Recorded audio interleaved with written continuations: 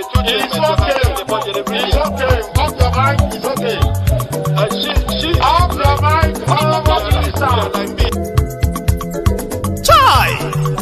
Now wow, people wey suppose talk through to power don't off mic. And if we talk, now 500,000 they go summer us, call them hate speech. But fear not, Maiyegun don't come. Ingo torchlight every corner, nooks and cranny of all these bad people where they spoil our country.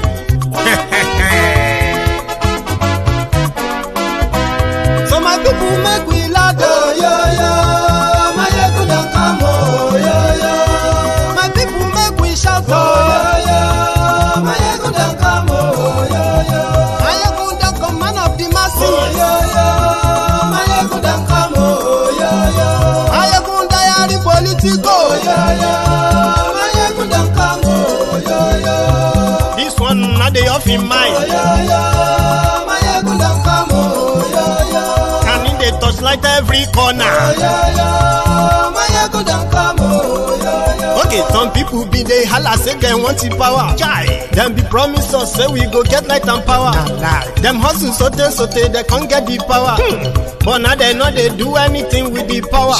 Every day, dollar just they get the higher power over naira. See them talk say make we off mind, but thank God say Maiyegun don't come. So my people make you loud, oh yo yo.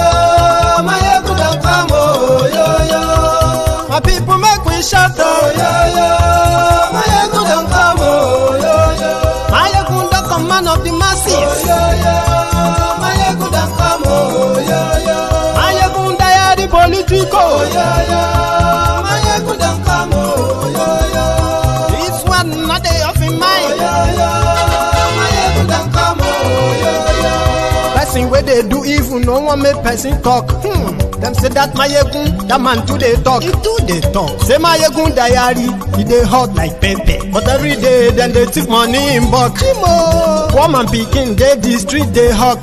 Still them talk say make we no talk. But thank God say Maiyegun don't come. So my people make you loud, oh yo yo. Maiyegun don't come, oh yo yo. My people make you shout, oh yo yo.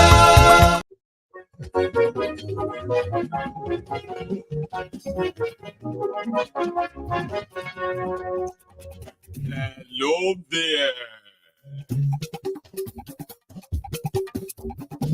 Maiyegun làwa mọ̀, làmọ̀ tó lódodo.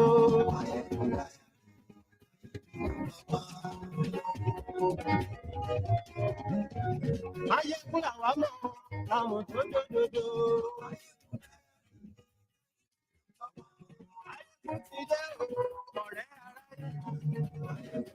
Good morning to you, good afternoon to you, and good evening to you from wherever you are joining me from.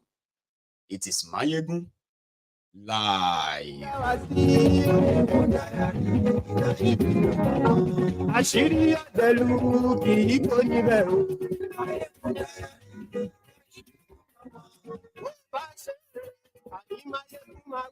I locked myself out of the office this evening. It wasn't funny. I apologize for the late start again, but now that I'm here, share the broadcast. Invite your friends, invite your not so friendly friends, and tell them that Maiyegun today.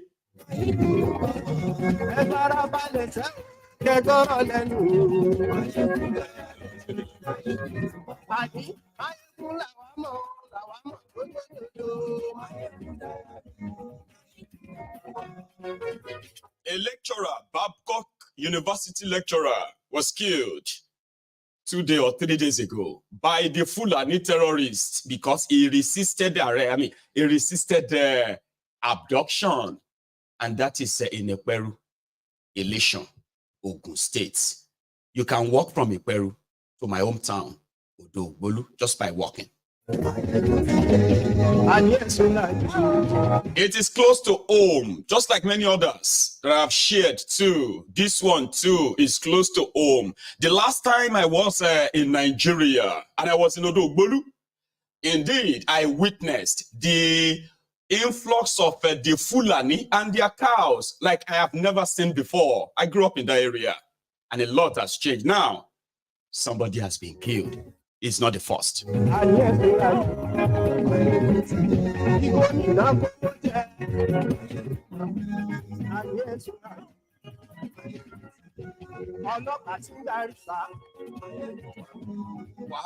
started on the social media yesterday when a video just made its way to so many of us as timelines.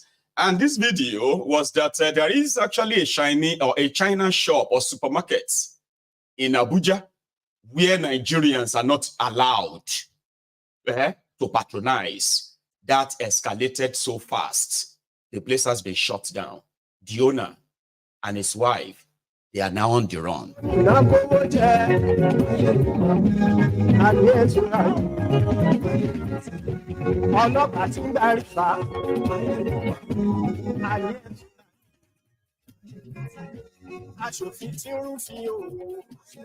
what we heard from Kaduna, it seems that Peter Obi annoying these guys is not going to stop anytime soon. 30 million naira given in support of different kinds of people in Abuja, I'm sorry, in Kaduna. That is a Peter Obi.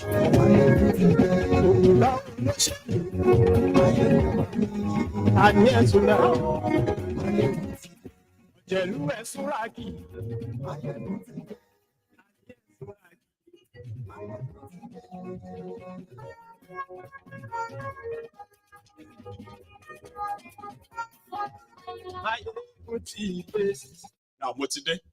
So, good morning to you once again. Good afternoon to you, and good evening to you from wherever you are watching from. It is Maiyegun Live. I want to say a big thank you to all of you who were with me this afternoon, because immediately after the reading this afternoon, I crashed on that couch. And the moment I went to my car just to pick up something, I figured out that I actually locked myself outside. And I was there for for some time. I didn't know we were going to do this anymore. So thank you so much for being here and for, for indulging me in that regard. So let's get down to it. The news that came out from the top of all the news that came out of the contraption today is the news of a lecturer whose name is simply put as a Yinka Olomojobi. He is a lecturer at the Babcock University in Ilisan Remo. That's where the university is. The event that took his life happened in Iperu. And it was at a time when this Fulani terrorists, kidnappers, decided to, they blocked the road, right? And in that effort, right, they came in, and it was an effort of trying to kidnap everyone. So suddenly this guy just said, no, I'm not, no, you're not taking me anywhere. Like, he resisted. And right there and then, they shot him, like execution style. Well, he was confirmed dead when his body arrived at the Babcock hospital, or Babcock teaching hospital, right? But they ended up taking 2 other people who never wanted to be killed. Like, okay, take us. And right now, the police in Ogun State, this is what they said they have done. The police in Ogun State said they have arrested one Ishaya. Let me go check down there. It's one Ishaya. Awada Ishaya, a newly recruited security guard in the area, became their #1 suspect. I don't know why, I don't know how, right? So they said the guy is from a Plateau State, and he was employed just 2 weeks ago. Now he's the one they are holding, while the terrorists who did the real job have taken their victims into the forest, yet to make demand for ransom, but they will eventually make one. my own brother was kidnapped on his way to Ibadan, going through Ogiri. And it was similar. And guess what? Why this actually really comes back is this. You know, we talk about the Fulani herdsmen here, or the Fulani armed terrorists there, you know, like all of them mixed up everywhere. I left Nigeria in June 2012. That's June 4th, 2012. So if you calculate that, it is almost 12 years ago, right? That I left that place. And when I left, I wouldn't say I left Nigeria, I actually left Odogbolu. So I left from Odogbolu, which means it's a place I know so well. By the time I went back, 5 or 6 years after, I could not really recognize the place. But I went for my mom's burial. So I didn't have too much time to explore the entire communities, the towns, the villages, and all that in the area. But the few time that I was able to actually have the first-hand experience of what, you see, when people tell you about the influx of the Fulanis and their cows, here and there that you hear about, sometimes you probably never really count as anything. But for my mom's burial, there were a lot of people who came back. Like there were a lot of people in Odogbolu. So I had some of my friends who had to give up their family houses so that they could, you know, house some of my guests for my mom's burial. So that then made it kind of important for me to be going from one place to another, checking on people and seeing that, oh, are you okay? You're right. Found a place to sleep yet and all that stuff. Sure, you get. So I was at one of the places, and this time around it was somewhere in Ikosa, Odogbolu. People were saying it, they have Fulani, I mean, they have cows everywhere. I have never in my life seen that number of cows in my life. I have never seen such. Papa, I made a video, but I've lost the video now. Anyway, like I made about 7 minutes video. Listen to this. So it was like me standing on the balcony at around 1:30 a.m. 1:30 a.m. And these cows, I may not be able to say the exact number, but I can tell you this, right? They will never be less than 500 in Odogbolu. And they were just like, I was holding my camera this way, and I recorded their movement that lasted for over 7 minutes. Do you know how long is 7 minutes? Before you see the back of the heart, like they are turned back, begin to record their back. Over 7 minutes it took them. And there was no light. Everywhere was like a pitch black. Papa, I lived in Odogbolu. I grew up in Odogbolu. I have never seen anything like that in my life, ever. And it hasn't really gotten to this then. No. I'm talking about 2018, right? 2018. This was when I went back for my mom's burial. It is already raining. You know, all these attacks here and there, they were already raining. But for the first time, Baba, I actually understood the fear. Like their presence alone. Okay? And the havoc they can wreak. The fear of what if things goes out of hand now, like what's going to happen? That fear is always there. And I know so many people in different communities that have come under the attacks of these terrorists. From what I have also read, right? Their cows, to them, their cows are part of their army. Yeah. In fact, their cows is their army. So which simply means, you see, as they are going on their path, whatever they destroy, anybody who try to push back or fight back, it will now lead to provocation that they will now suddenly all of the cows will disappear. They will put them away and they will mobilize in the middle of the night. Just like I said, they will come into your community and begin the attacks. About that day, That memory will never leave my head. 2-3 years after that, they kidnapped my brother. Yeah, he is a brother, a family member. He was on his way to Ibadan, passing through the same, Ogiri, Remo, and all that. And that was when he got kidnapped. And being kidnapped is not the first shock. Okay? A Fulani kidnapping an Ijebu in Ijebu land. Where do you think you're going to take him? That was the first thing. That wasn't even the real shock. Until when the terrorists that kidnapped this brother of mine said they have been watching him for more than 3 months. That on 3 occasions, they had the opportunity of kidnapping him. The last one, they just didn't want to waste people's lives because it was within the midst of people. And if you know this, my family in Odogbolu, by the way, we do have this what do you call, the presence of a lot of people around us. And indeed, they told him when they kidnapped him, listen, don't act any, we know you very well. And that is why this is how much we want to take from you. Okay? And if you don't give us that, we will kill you and sell your organ. We'll sell your organ to people that are ready to pay. So don't joke with us. We didn't kidnap you randomly. We have been following you until now. How?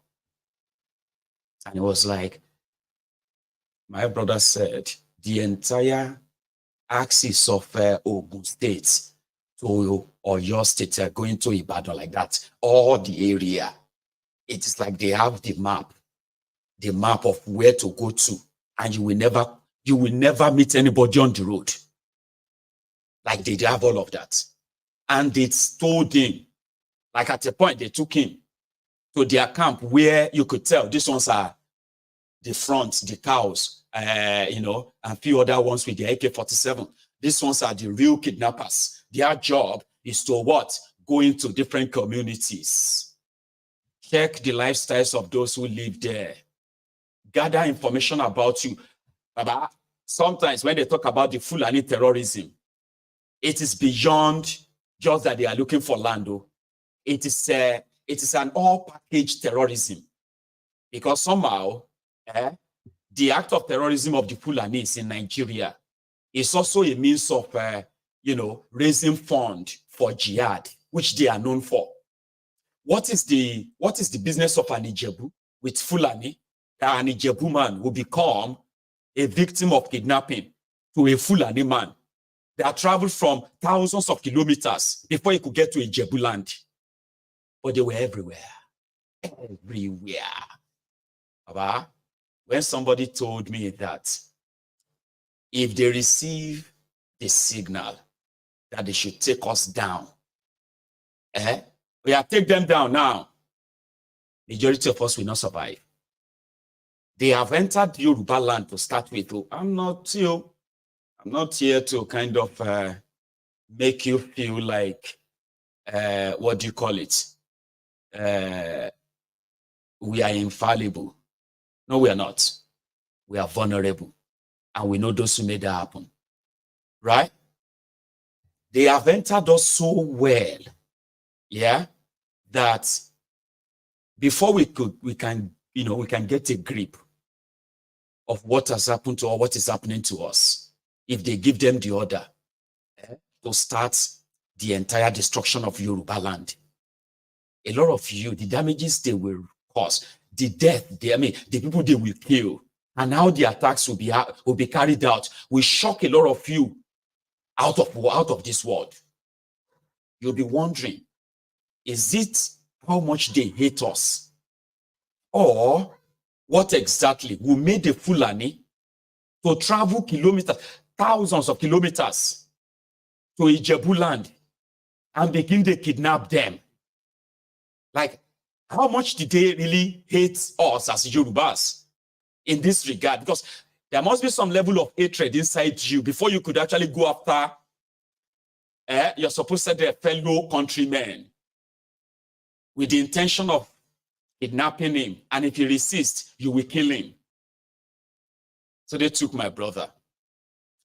And they demanded for 30 million naira.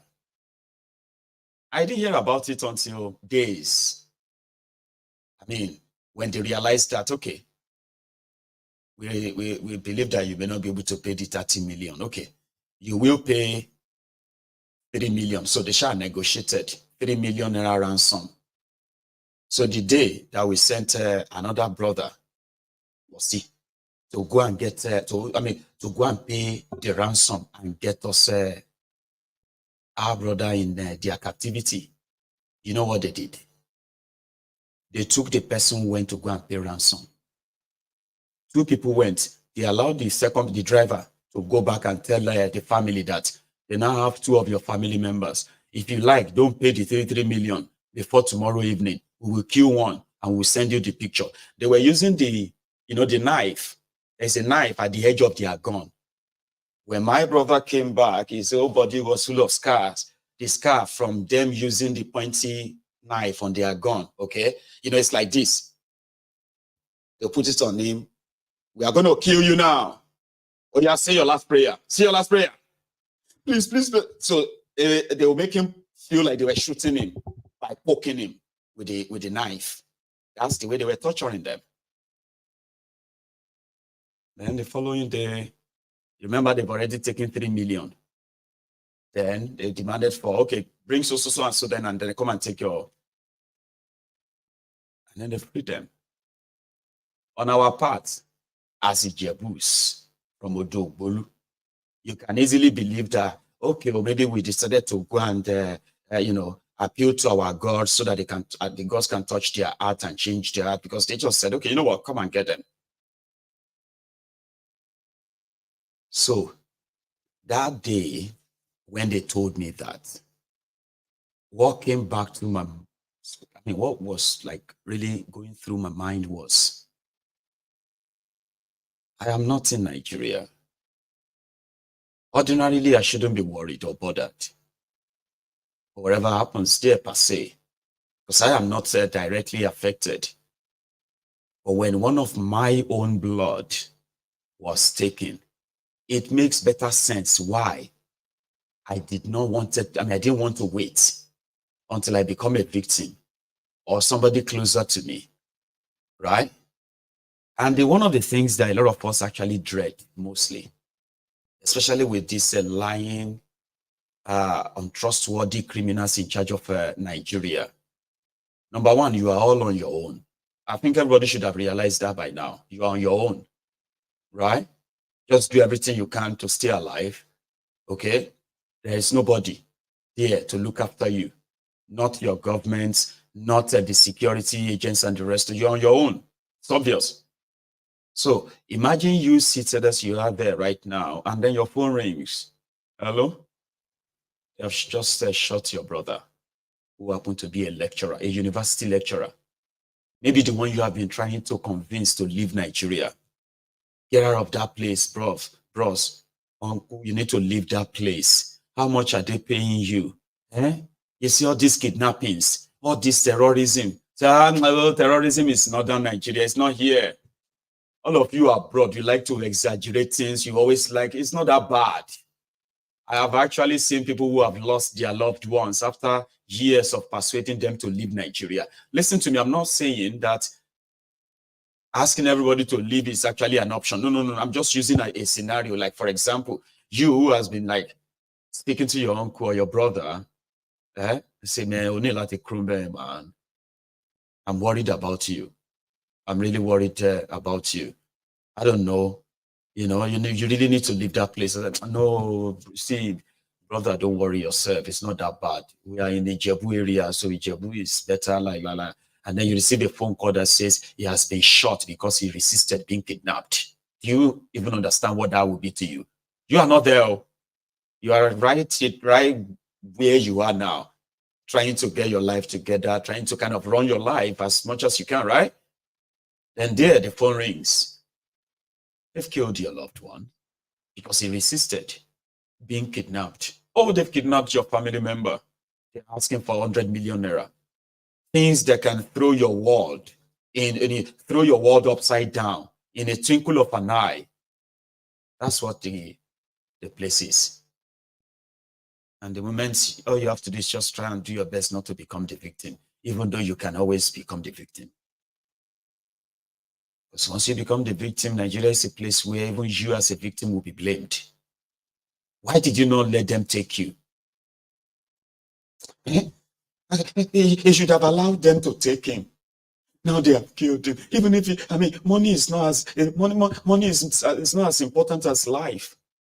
He should have allowed them to take him. And then we can raise the money and pay the ransom.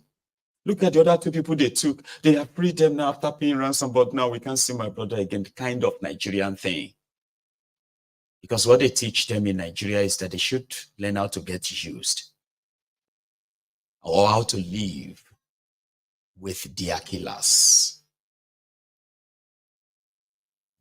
So to the family of this lecturer and then the staff and students of Babcock, I'm talking about your slain lecturer, Yinka Olomojobi. Accept our, heartfelt condolences. I don't know if I should say, may we not see this again, because that is not guaranteed. It's a kind of a prayer that I call mockery. It will happen again. It will. So, but for now, accept our condolences. As for the person they said they arrested, it is Nigerian police thing. The real terrorists are right there in the forest. Okay? And from the time immemorial, you know what somebody said? A cow in Nigeria right now, averagely you need up to ₦1 million to buy a cow. The cows are like, ₦1 million, how much? 500,000 naira a cow. Right. But take a look at this, right? If a cow costs ₦1 million averagely in Nigeria, there are some of these herdsmen and their cows who have more than 500, 1,000 cows who could make a lot of money by just putting all these cows in one ranch and make a hell of a money. It is not about the cows. The cows are just the fronts. The cows are the provocateurs. The cows are the baiters. You know what I mean? That is why Bokwari insisted on this open grazing, grazing routes, or cattle colony, or Ruga.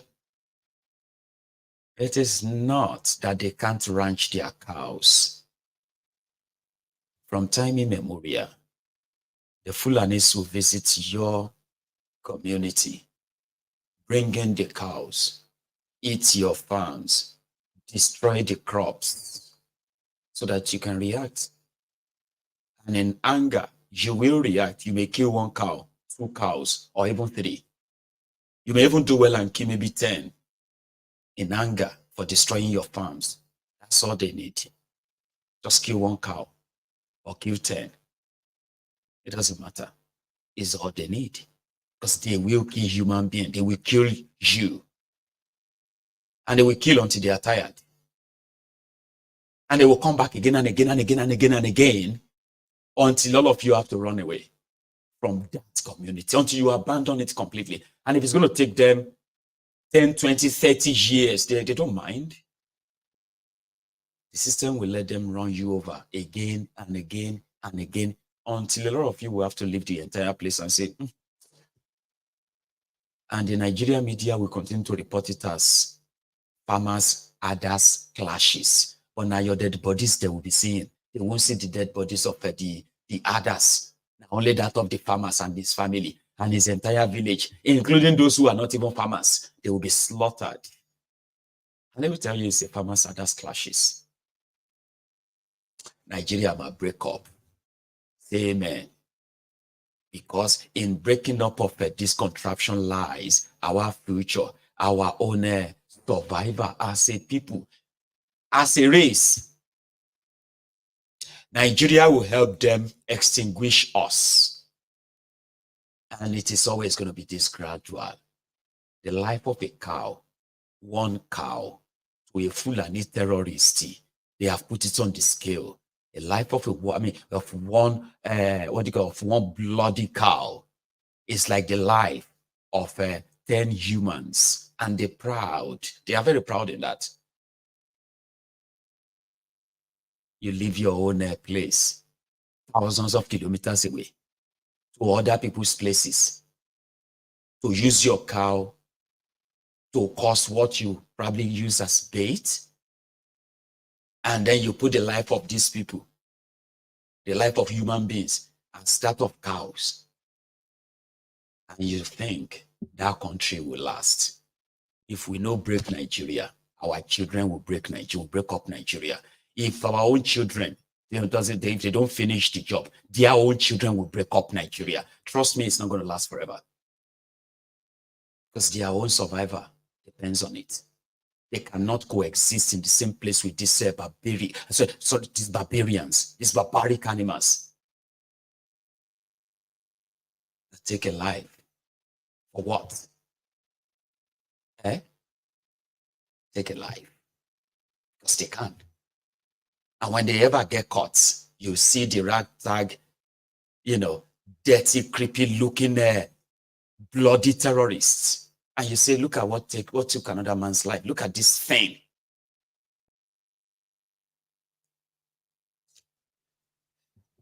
Well,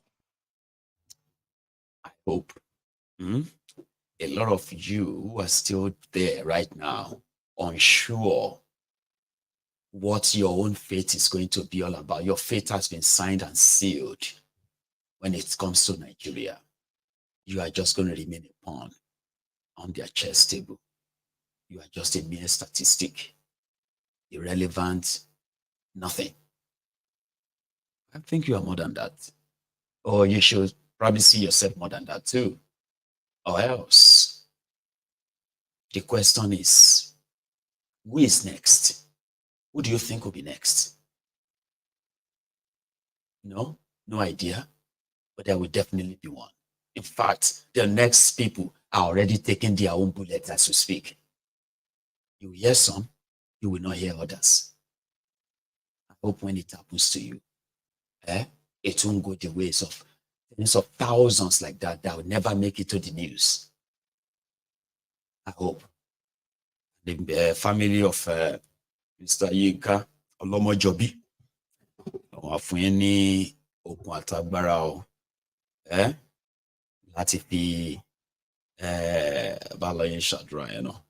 Ọlọ́run á ṣàfún yín lókun àtagbára ṣá láti fi fill this particular empty void, or let me say this particular void.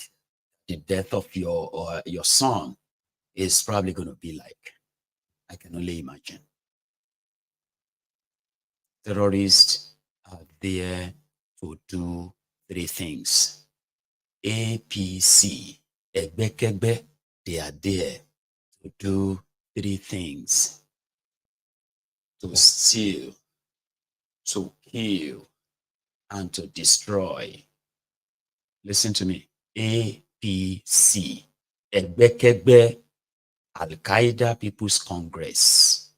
APC, Egbekegbe motor. To steal, to kill, and to destroy. When you look at the Fulani terrorists and their backers and sponsors, the textbook definition of just that, right? They come to steal, to kill, and to destroy. Don't ever forget that. So if you have any association with them, definitely you should be aware of what you are enabling. You should. Let's go to something else quickly, ladies and gentlemen, because the news popped out, I think it was yesterday, but it started 2 days ago. And it was about the China supermarket in Abuja. You know Chinatowns, right? I mean, Chinatown is meant for the Chinese nationals, as well as anyone who is interested in shopping Chinese stuff. Normal, right? But I've never heard that any shop anywhere will say this particular set of people are not allowed. For example, a China supermarket saying Nigerians are working there, okay? And their stuff, their display, everything is in Chinese, right? But they specifically said they don't want Nigerians to come in there and shop. Like, you know, if they see Nigerians in there, true or false, nobody knows. So it is true that there are no Nigerians shopping there, right? But when people hear that, like, how is that even possible in Nigeria? How is that? So people went there to go and find out. And the security guard at the entrance, they repeated the same thing. Now, this is something that I personally find it a little bit weird, right? Like, weird, like, how is that possible? Well, you know, Nigeria. So the guy at the gate said, oh, it is true. Please don't go inside, please. Because people were like, we'll go inside and see what, are they going to send us away? No, don't go inside, though. If you go inside, people can lose their job. Really? So it's a thing then. Like, so if I am a Nigerian and I just go in there, you as a gate man, you'll be sacked because you've been told that I should not be allowed to come in. Unfortunately, by the way, nobody had a chance of possibly investigating or asking the owners if that is true. But you know, these days, small time, people will tell you. The people that need this story, they are not online. They are online. Majority of Nigerians are just somehow part and parcel of what is happening to them. So they do not. They can choose not to hear you or like not seeing anything. Because this one happened 2 nights ago. And then yesterday, it was already a thing. People were already agitated. How is that possible? We're going to go there and find out and all that. This Abuja residents even went. I'll show you. The building, that's the Chinese restaurant, Chinese supermarket, that's it here. So January they stop. This January they stop. Then they stop Nigerians to enter the supermarket. Yes. Why? What's happening? They get any written notice, they get any approval from government, they get anything where make them bring that decision. That's what they know since January. But before January, people they enter. Before January, Nigerians they come inside before. Okay. That's all. Okay. My name is ASG. Currently, we are at the Chinese Chamber, Airport Road, Abuja. So we can, I am up to 3 or 4 here. So we are not allowed to enter the Chinese supermarket. So it's not a joke, it's not a lie. We're there Abuja right now, we did the place, now show the environment. That's the place, that's the building. So apparently, yeah, we've been want to try enter the place, maybe know how far. But we have that now, our Nigerian people, now then they sell, baby. They are the ones selling in there. So if we go there, they might lose their job. Me, I was thinking we should just go and try to sell for us or not. But the security have explained things to us, and I think it's going to be wise. I don't want our people that are there working. They say even if they sell for us now, to backfire on them. I mean, that's what they said. That's what they said. So we will not go to inside there. We don't want to force ourselves inside the supermarket, so it's not cause issues. So for now, we just confirm that okay, you cannot go in as a Nigerian. Okay, they said that it's from January. They stop allowing Nigerians to buy things since from January. So you cannot enter. It's only for Chinese people. So that's what we have confirmed it, and it's true. So that's it. So how do you feel about this? I feel devastated. I came here with drama actually, but you see things where they background. So I had to like behave myself. Yes, you see, I don't want to. I know, yeah, you say guys, stop it. Okay, let's talk what is more important right now. Nigerians are not allowed to go in. It's not a joke. We all came together with yeah, so we came together to actually see if it was true. Briefly summarize. Yes, so we came to see if it was true, but unfortunately it is true. Yes. Like if you're a Nigerian, you can't actually walk in there to get something.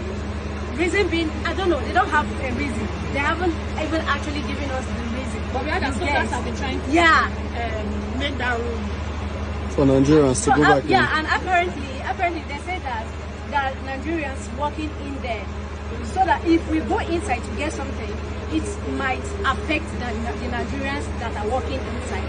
You get, so we are not allowed to go inside. And these are Nigerian people that are the security in the estate, so we will not want to implicate them. So we will not be going inside. Yeah, we don't just want to. However, I'm so that How much Gen Z, you know? I mean, what do you call them again? Is that not Gen Z?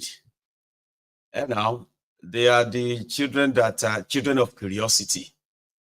They are the children you say they don't have respect, or they are not afraid of anything. They don't fear people anymore.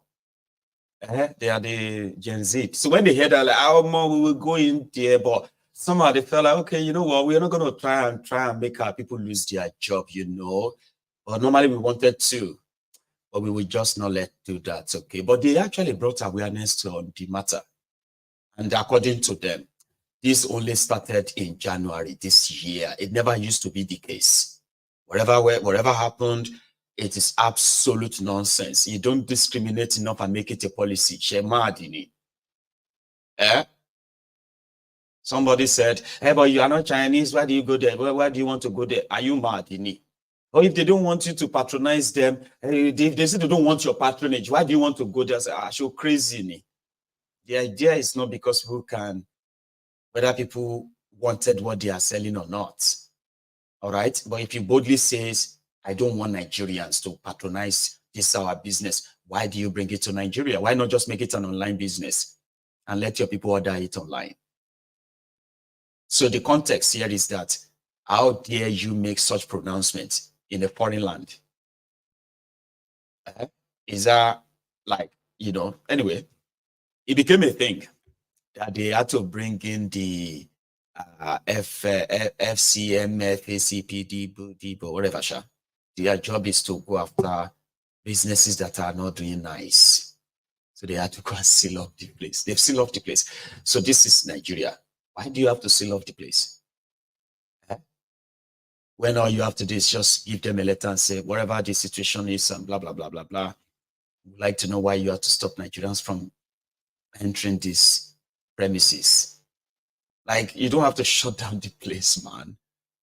It's like the same thing that they always like demolish building because they are fighting kidnappers or they are fighting armed robbers or anything. They'll just demolish the entire property. That doesn't make any sense. Okay.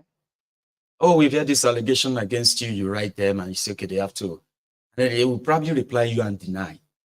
Whatever their policy that led to that, they will probably have to wrap it. I mean, you know, pack it up and say, well, you know what, please, we're not doing it again. We have received a letter from the government. But no, Nigeria, let's close the gate and padlock.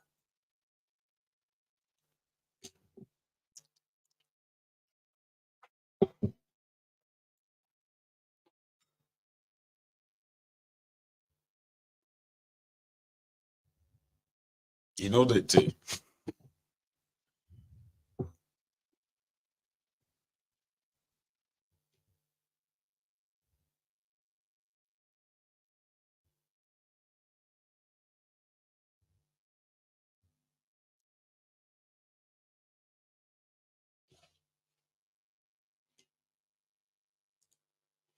Sorry that there is no sound. I should have checked that before. But I told you they are FCCPC. They have so many agencies and all that. So they've sealed up this place. So it's like lock this place up before you ask a question. Obey before. What do you call that again? Obey before question. Obey the order before any question is asked. Or shoot before asking questions. You know that one? Fire everybody, then ask question later. It's unfortunate anyway, but yeah.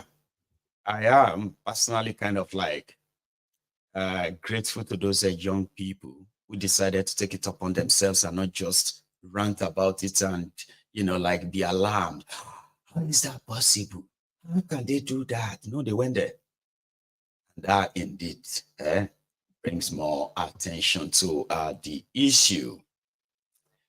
Also, in the same vein, I know sometimes on this program, people believe that we do not give the Nigerian army credit for when they do good things. But it's obvious that if you are looking for good things that the soldiers have done, you would have to do your best to manufacture some, because they are so rare. I mean, have you ever seen the military demolishing the Boko Haram bakery before? They were wondering why people like us are not talking about it. So I'm going to talk about it. So one of the discoveries of the Nigerian army in their fight against the terrorists in the northeast of Nigeria was discovering the bakery where the Boko Haram and other terror groups are making their bread. And it was a great discovery. They had to bring it down so as to deny the terrorists access to bread. Here.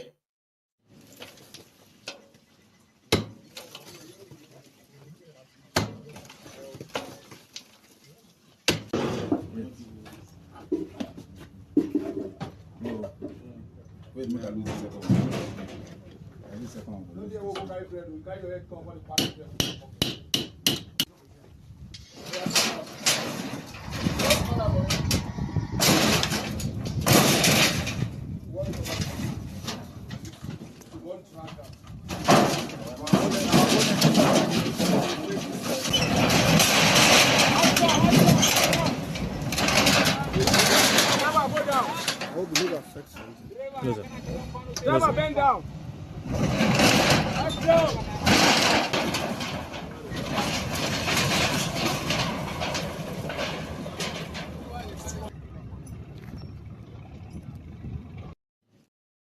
Did you see Nigerian ammo tank? That one ammo tank could be APC. Is that ammo? So unfortunately, that armor tank couldn't demolish the bakery the way they wanted it, but it destroyed it. So they won't be making bread inside that place for a long time. That has been assured by the Nigerian army. And as for Koolu, he was having a meeting with, they call it the counter-terrorism, African counter-terrorism meeting in Abuja. And one woman stood up to the Olo and she said, to the face of everybody seated in that meeting, all of them from other African countries, they are doing Africa counter-terrorism meeting. And that woman stood up and said, since Tifnumbu became your president, there's never been a single terror attack. And they told that to all the guys seated there. Is that not what they do all the time? I'm going to show you how that went. I mean, like, you know, just piece of here and there.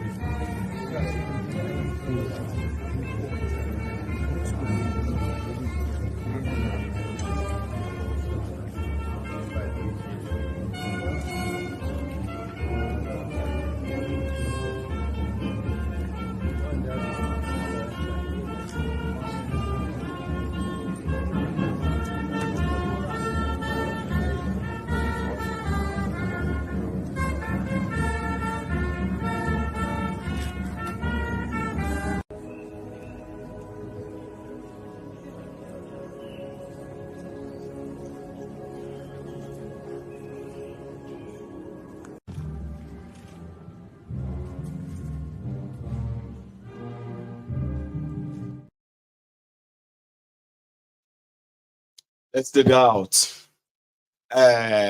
Anyway, it was a meeting where they were discussing about the terrorism in Africa and all that, all of other, distraction and all that. Anyway, then he had this to say as well.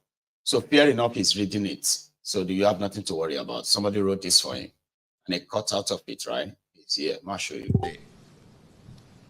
Those who think illegal money has no connection with the financing of...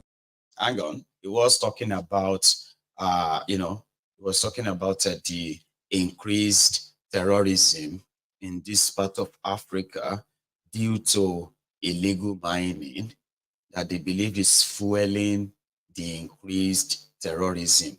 The more minerals of Africa that are being illegally exploited are the reason why insecurity and terrorism is increasing. Koolu, finish your statement, please.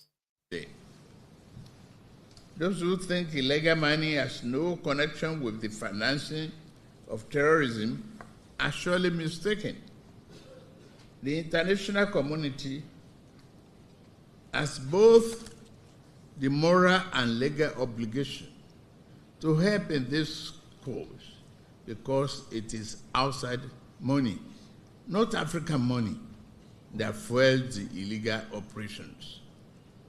We shall be knocking on this door of the international community to answer the call for justice, peace, and fair play. Key to our collective efforts against terrorism is the need for a fully operational regional counter-terrorism center.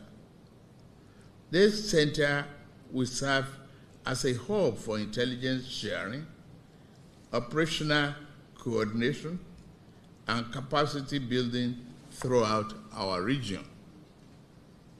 Additionally, we must strengthen existing counter-terrorism structures, such as the Regional Intelligence Fusion Unit, RIFU, Abuja, the African Center for Study and Research on Terrorism and in Algeria, and the Committee of Intelligence and Security Services of Africa in Addis Ababa.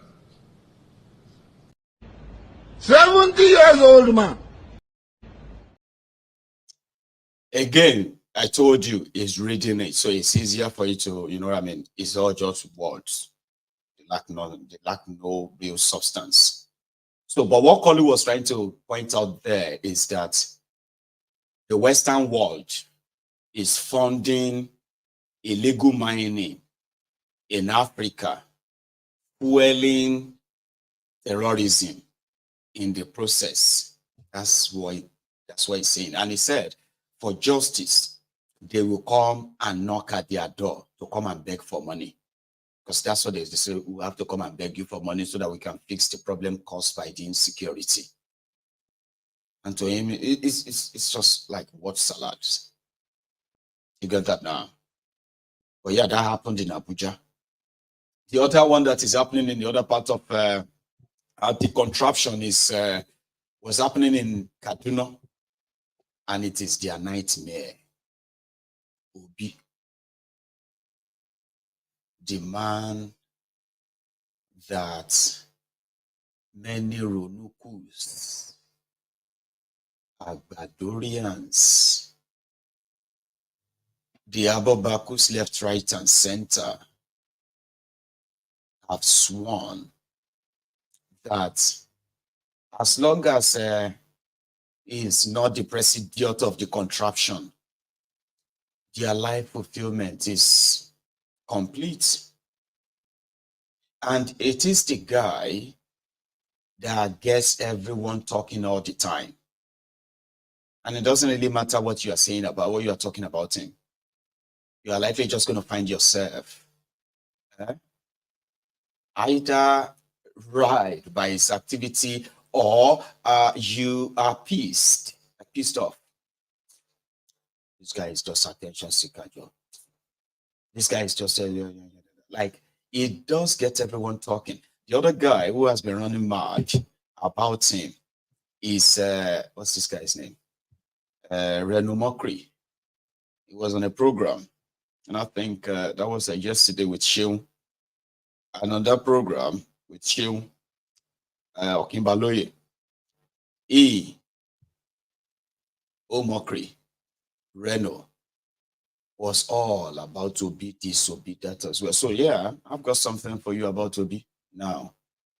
Because the last time he started what they kind of consider an affront on the failed terrorist leaders of northern Nigeria, who always kind of, portray this false narrative, this false belief we were born to.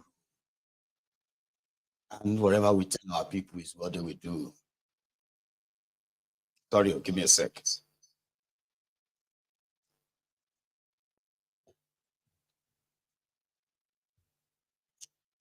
Whatever I tell my people is what they will do. And that's the mentality of these northern criminals. Water, borehole, riled them so much that it brought out all the falsehood you have been told. Northern Nigeria is the most developed. Northern Nigeria is oh, you want to see bigger, the best road. You want to see this or that, but there is no water. Now, water is a big problem in Nigeria. Water is a real big problem in Nigeria, and it's just not, it's not just in northern Nigeria, including southern Nigeria, but it's so worse up north that a man who could give them just 5 million naira, 10 million naira to construct a sort of a source of water borehole, which now got a lot of the supposed born to rule lunatics and their ass lickers talking, okay, where the public fund that should have been used to provide public water was never used to buy, to provide the public water, but probably to buy them ticket to go to Mecca and go and pray every year. Subsidizing Hajj, while education, healthcare, water, all this, Anyway, sure. 500,000, 5 million borehole, 1 million naira borehole, 10 million naira borehole got a lot of these multi-billionaires who were supposed not to have any issue talking. That didn't really make them to do anything in helping their people. They just didn't want this guy. They said Peter Obi is about to turn the people against them.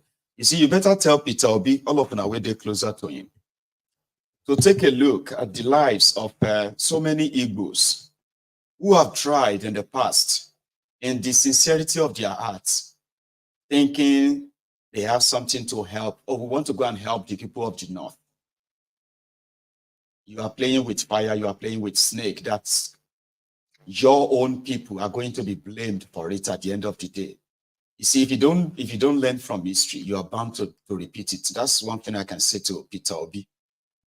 But this is 2024. It seems that every man is, every man has an opportunity to kind of write their own destiny this time around, if you choose to. And this is how he chose to write his. So it's always been like giving them money up north to support this, support that, and all of that. But now that he ran for president, to be president of Nigeria, just that kind of now make it an issue that they have to read meaning to whatever he does now. Okay. So, and since they are reacting, raging, angry, or whatever, it doesn't matter. It seems to be very comfortable doing it. And if you pay attention very well, though, you will realize that, I don't know if it's just me, Sha, but the Northerners who have somehow have been looking for a chance to break away from this feudalist mentality, the Rankadede kind of.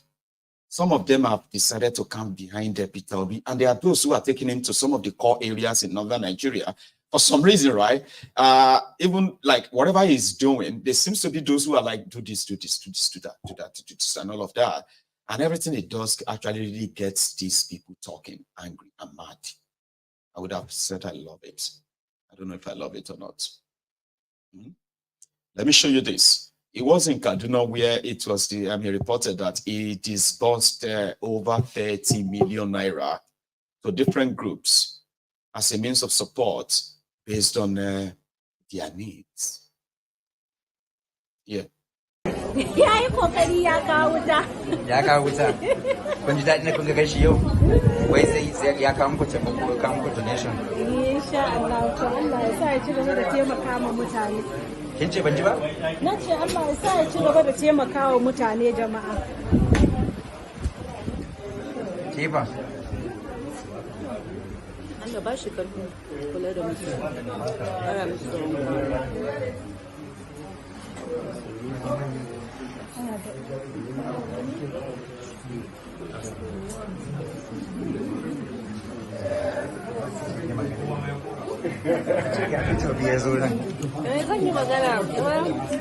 I'm very happy.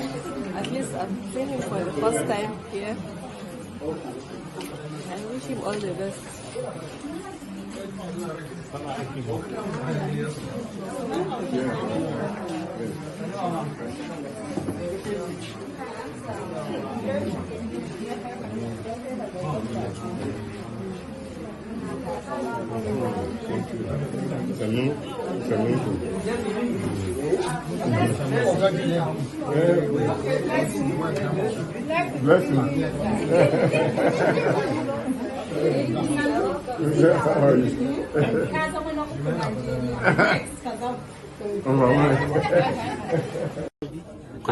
Mun ji daɗi, an gode ma Allah, mun ji daɗi. Allah ya bashi abu dama muna ganin shi a TV zahiri mun ganin shi. Allah kuma ya ba shi abin da yake nema. Allah ya kai shi lafiya. Gashi yanzu ya zo wai zai ban ku donation kuma yana zuwa ward da ward. Ina gan kowa da kowa. Wala mun ji daɗi. Wala muna jin daɗi. Allah ya kare kare shi. Allah ya kare shi. Allah ya kare shi abin da yake nema. Bankasa ya kara ɗaukaka shi. Insha Allah. Wanda suna karkashin shi ubangiji Allah ya ɗaukaka su su. Allah ya tsare, Allah ya kiyaye. Allah ya kai kowa gida lafiya. Mun gode sosai. Allah ya saka da alkhairi. Yawa.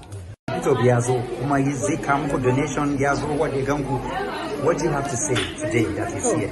Gaskiya a ranar yau din nan rana ce da muka yi murna da shigowar shi saboda mu taba expecting za mu samu babban bako irin wannan ya shigo mana ba. Gashi duk patient suna jin daɗi da ganin shi, amma ya ɗauki wani yaron nan Allah ba shi lafiya saboda hadin da ya ɗauke shi. Sunan wannan hospital? Form 1 Hospital. Okay. Federation of Muslim Women in Nigeria. Okay. Yawa sannu.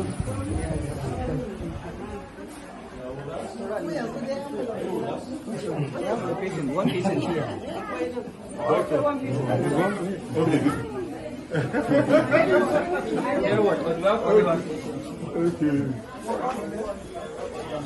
Mr. Peter B is here going around the world at the Federation of Muslim Women Hospital right here in Kaduna, and they're quite very excited to see him, like you heard from one of the matron.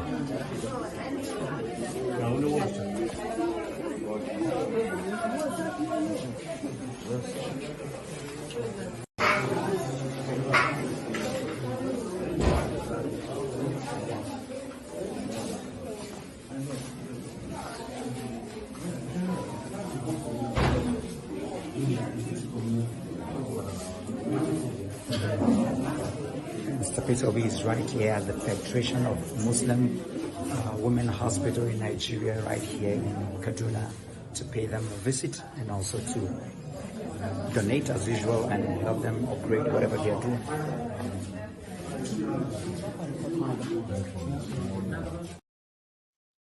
Federal Muslim Women Hospital. That's amazing. So he gave them 20 million, I think. Yeah, to help and support them with what they are doing, and they were so happy. Somebody said that there are people in Agulu who need help. No. But you know, he won't take cameras to go and show people he's supporting in Agulu as well. Sure, you know. I mean, let's be honest. You wouldn't expect him, right? To take all these guys and go to Agulu as well and all of that. And it actually does, because I know him donating to schools, hospitals, school of midwifery, where they are training nurses in the eastern Nigeria. I have seen him donated money to them on so many occasions. I have seen him giving money to schools to renovate or provide water, provide something that they actually needed during the time of his visits. But I get your point. He should take the money to Agulu and help people there. How is he going to be president then? Guy wants to be president. Okay, maybe he is not desperate to be president, he said it, okay? And he knows that there is no amount of his 10 million, 20 million that will actually change the lives of anybody. He can only impact that way.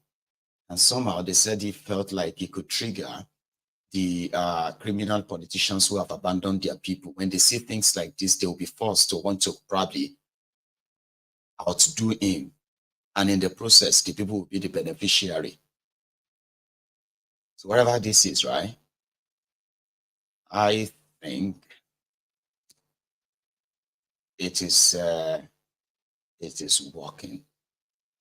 When I say working, I mean when it gets people kind of uncomfortable, especially people that believes that they are immovable or they are, untouchable, kind of like that. I like it. I do. I think he also sat in the hall where he made a formal announcement of his donation too, where he also met a young boy. And I think he adopted the boy or probably took over the care for the boy. Something nice, shy in a way, that could get them talking. Peter. أرحم الراحمين يا رب العالمين إن ربك يعلم أنك تقوم أدنى من سدسي الليل ونصفه وسدسه وطائفة من الذين معك والله يقدر الليل والنهار إن علمتم السوء فتاب عليكم فاقرؤوا ما تيسر من القرآن علم أن سيكون منكم مرضى آخرون يضربون في الأرض يبتغون من فضل الله آخرون يقاتلون في سبيل الله فاقرؤوا ما تيسر منه وأقيموا الصلاة وآتوا الزكاة وما تقدموا لأنفسكم من خير تجدوه عند الله وخيرا وأعظم أجرا واستغفروا الله إن الله غفور رحيم.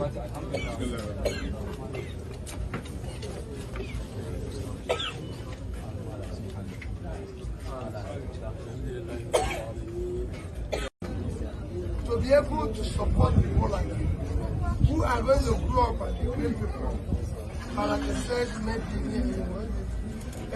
maybe you come and sit here with me. I want you to come. Because it's about your future. No, I want you to be happy because when you are sitting so that you want to check with me. Because it's about your future.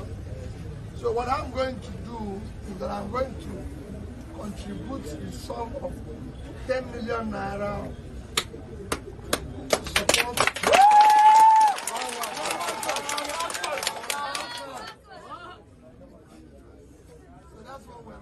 Because we want these children to grow up and be great people, but the effort and all the effort of the federal government need to be doubled by investing in these young ones. Because the more we invest in them and they have education and skills, the more we fight the future problems. Then to invest in areas. You are right. He's opposition. He's a politician. And he's doing exactly what opposition should be doing, by the way. You're right. The job of opposition is to act like, oh, see what I would have done. This is what I would have done if I was, you know what I mean?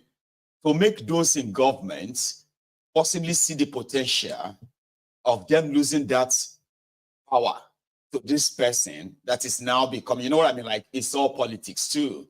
Don't take that away. I won't even take that away from the old charts. That's some good gesture there. I mean, I am saying somebody who genuinely went to go and see a scholar. You know, in the northern Nigeria, they have this Almajiri system. Almajirin sin is called. Almajirin sin is not Islamic. Almajirin sin is not Hausa tradition or what have you. Almajirin sin is a system created as a recruitment tool for those who would need army of uneducated, unempowered young men and women to manipulate for their political manipulation in the future. That is what the Almajirin sin is. So the Almajirin sin is when you take your children to an Islamic scholar to be trained. So in the process, the Islamic scholar will train your child and they would be sent to go and collect arms, to go and beg for money and food. And they will be taught how to read the Quran.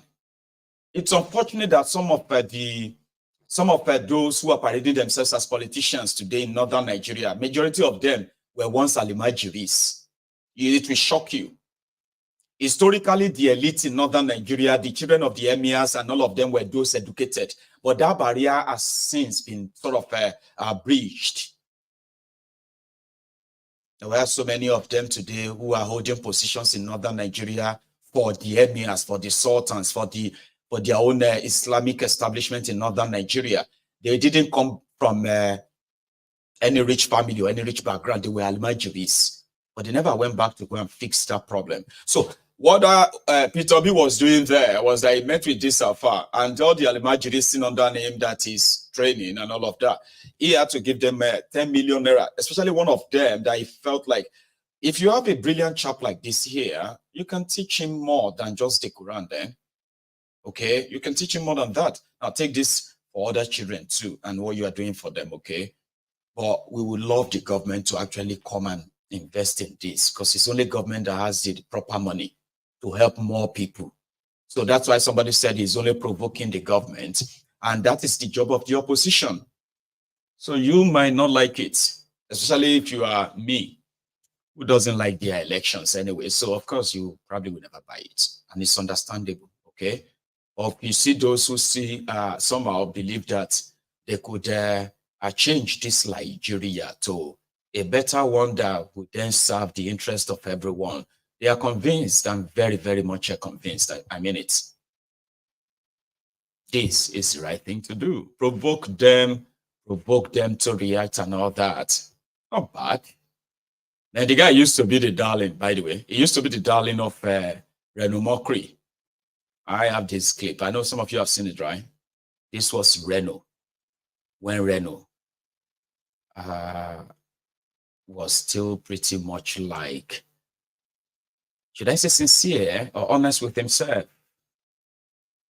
Because the man will not give shishi.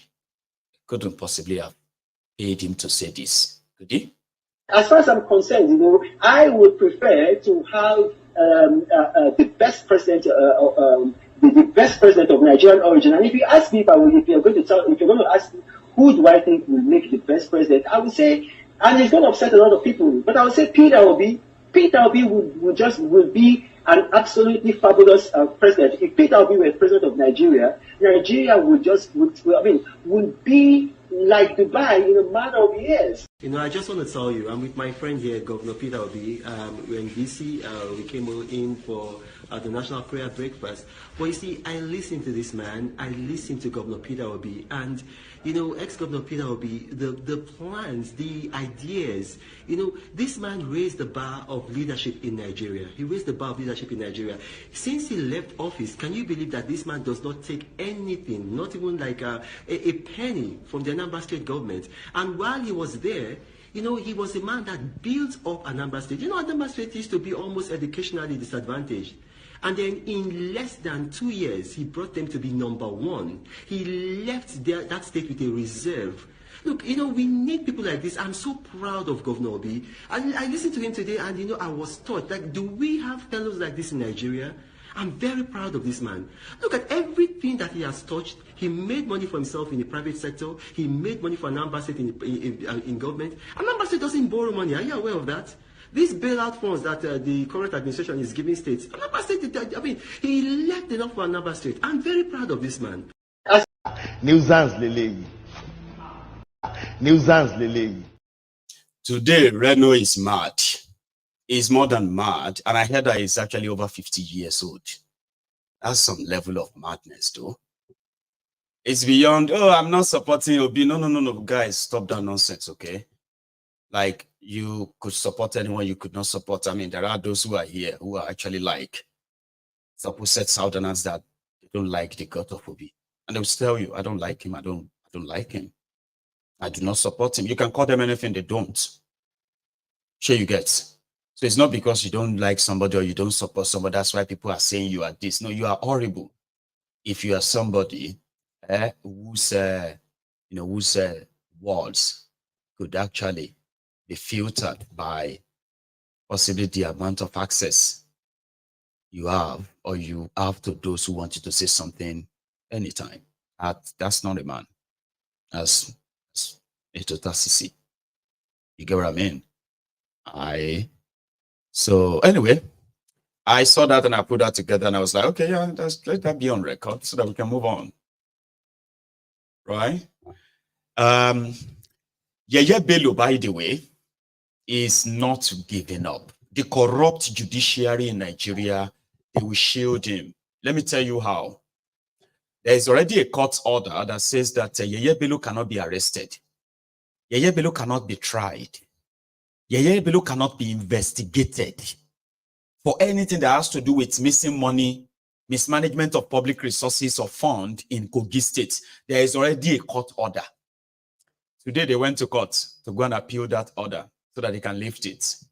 Guess what? The judge was not around. EFCC went to court. So that's how corrupt the system is. So today is as well, there were a number of Nigerian lawyers. They staged a protest on behalf of Yeye Bello. The EFCC should stop harassing him. Ibira youth and some few other youth from Kogi, they also staged another protest that people should leave Yeye Bello alone. What can you say? Let me show you their banners they were putting together to organize their display today. In bid to escape returning 80 billion. See waiting the runaway former governor of Kogi State sponsor people to do. Just look.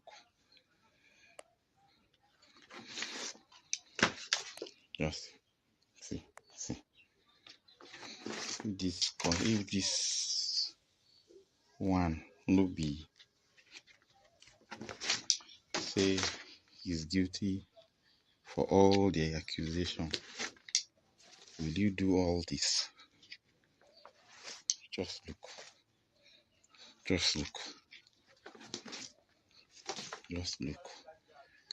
It's one closed road though, that they hide to do all these things. Money afterwards can be their issue. So those recruited people that are not lawyers, see, can't they fight? When they I beg for this thing, they dash me. Just look.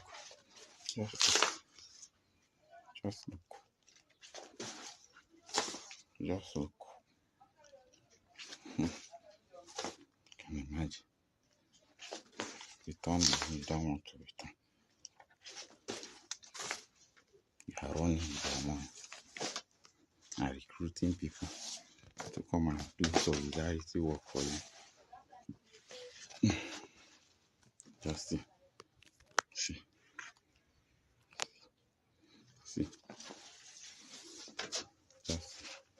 Just see.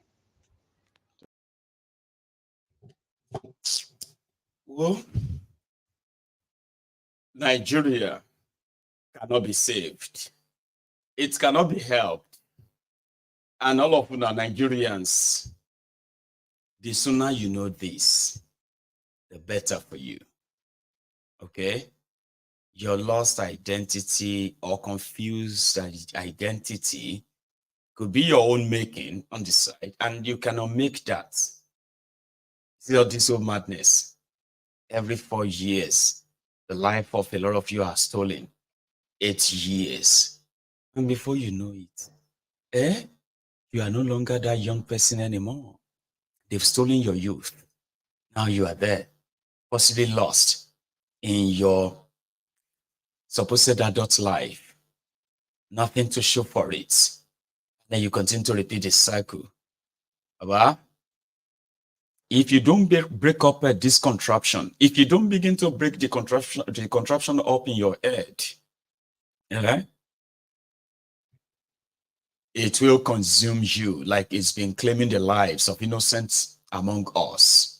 Even though somebody said, are you sure Nigerians are innocent? I'm like, well, maybe not all of us. Many of us are enablers. Enablers of this iniquity. Enablers of all this madness that continues to claim our liberty, our self-esteem, our rights to live, our right to good life. And it continues to claim our lives too.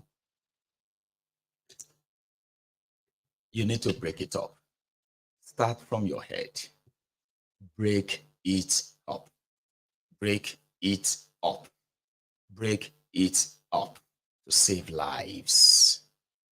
It is not a war song. It is a liberty, freedom song. Say, break it up. Break it up. Break it up to save lives. Referendum is not war. And I'm happy reading it today when they said, when Professor Banji Akintoye's interview on Arise TV, and it was pretty much specific by denying and denouncing this Onidiri and whatever she's up to. Okay? Because the idea of one Nigeria is not our own. The idea of one Nigeria is similar to the idea of one North. There is no one other Nigeria as well, but British created that.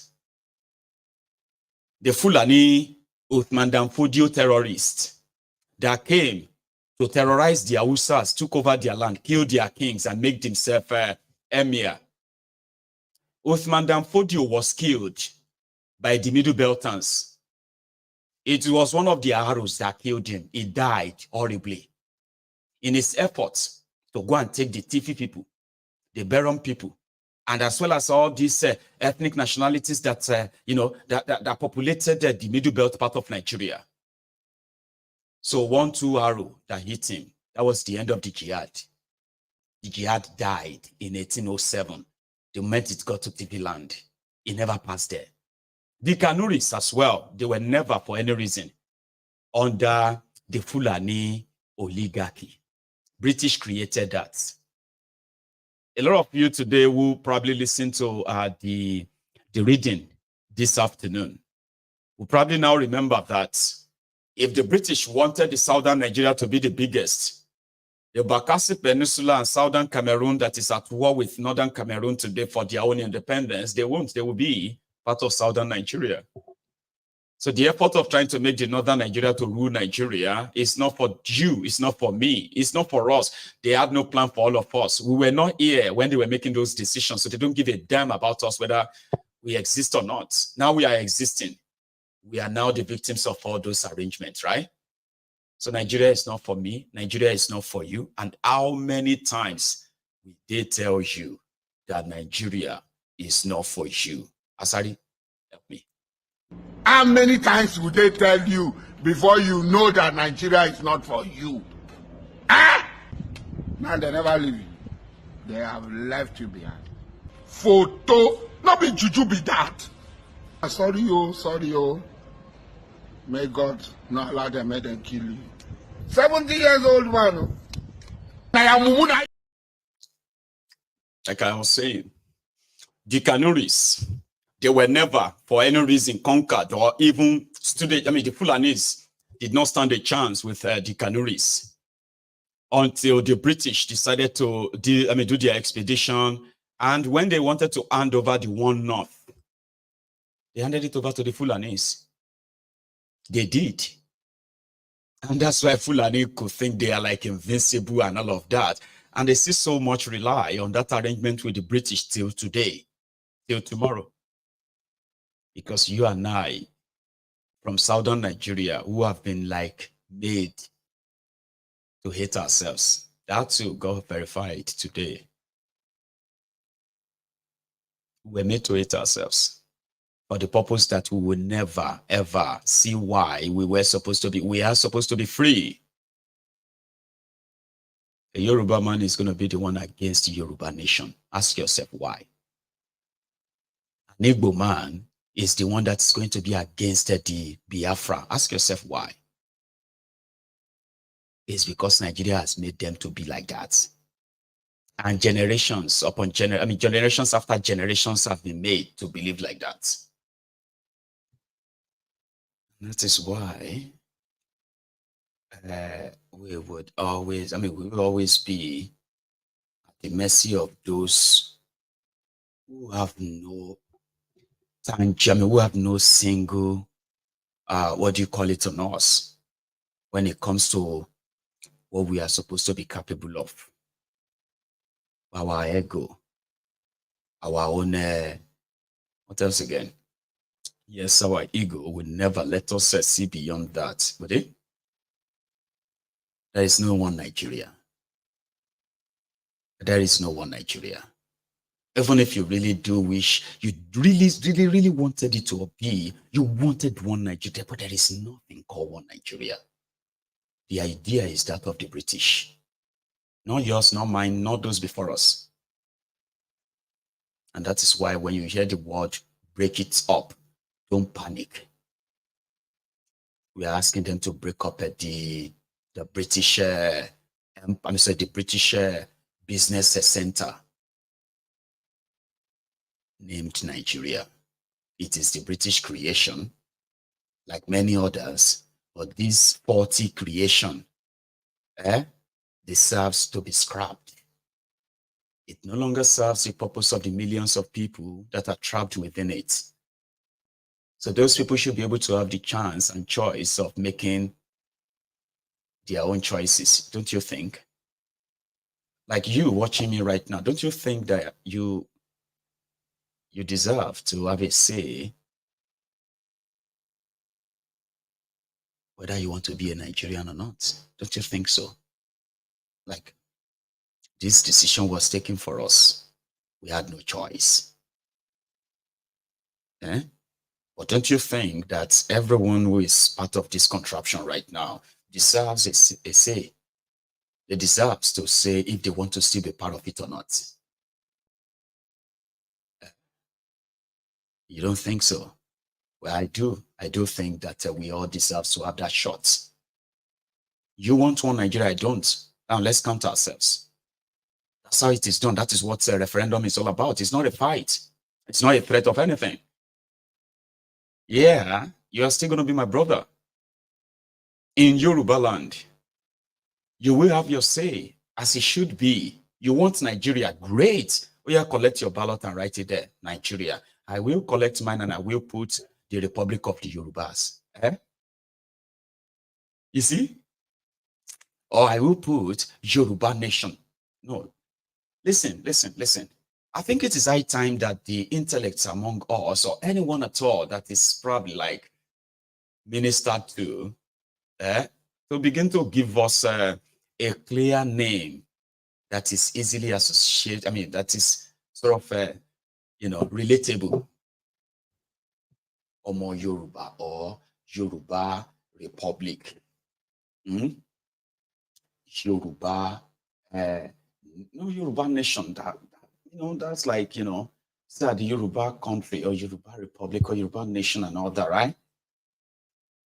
But we want something more like, when you say the Yorubas, the Odudu ones, Oduduwa Republic. No. Yoruba Republic. No. Something like that. Shashe you get. Because we can all have our choice. Okay? You want it, great. You don't want it, brilliant.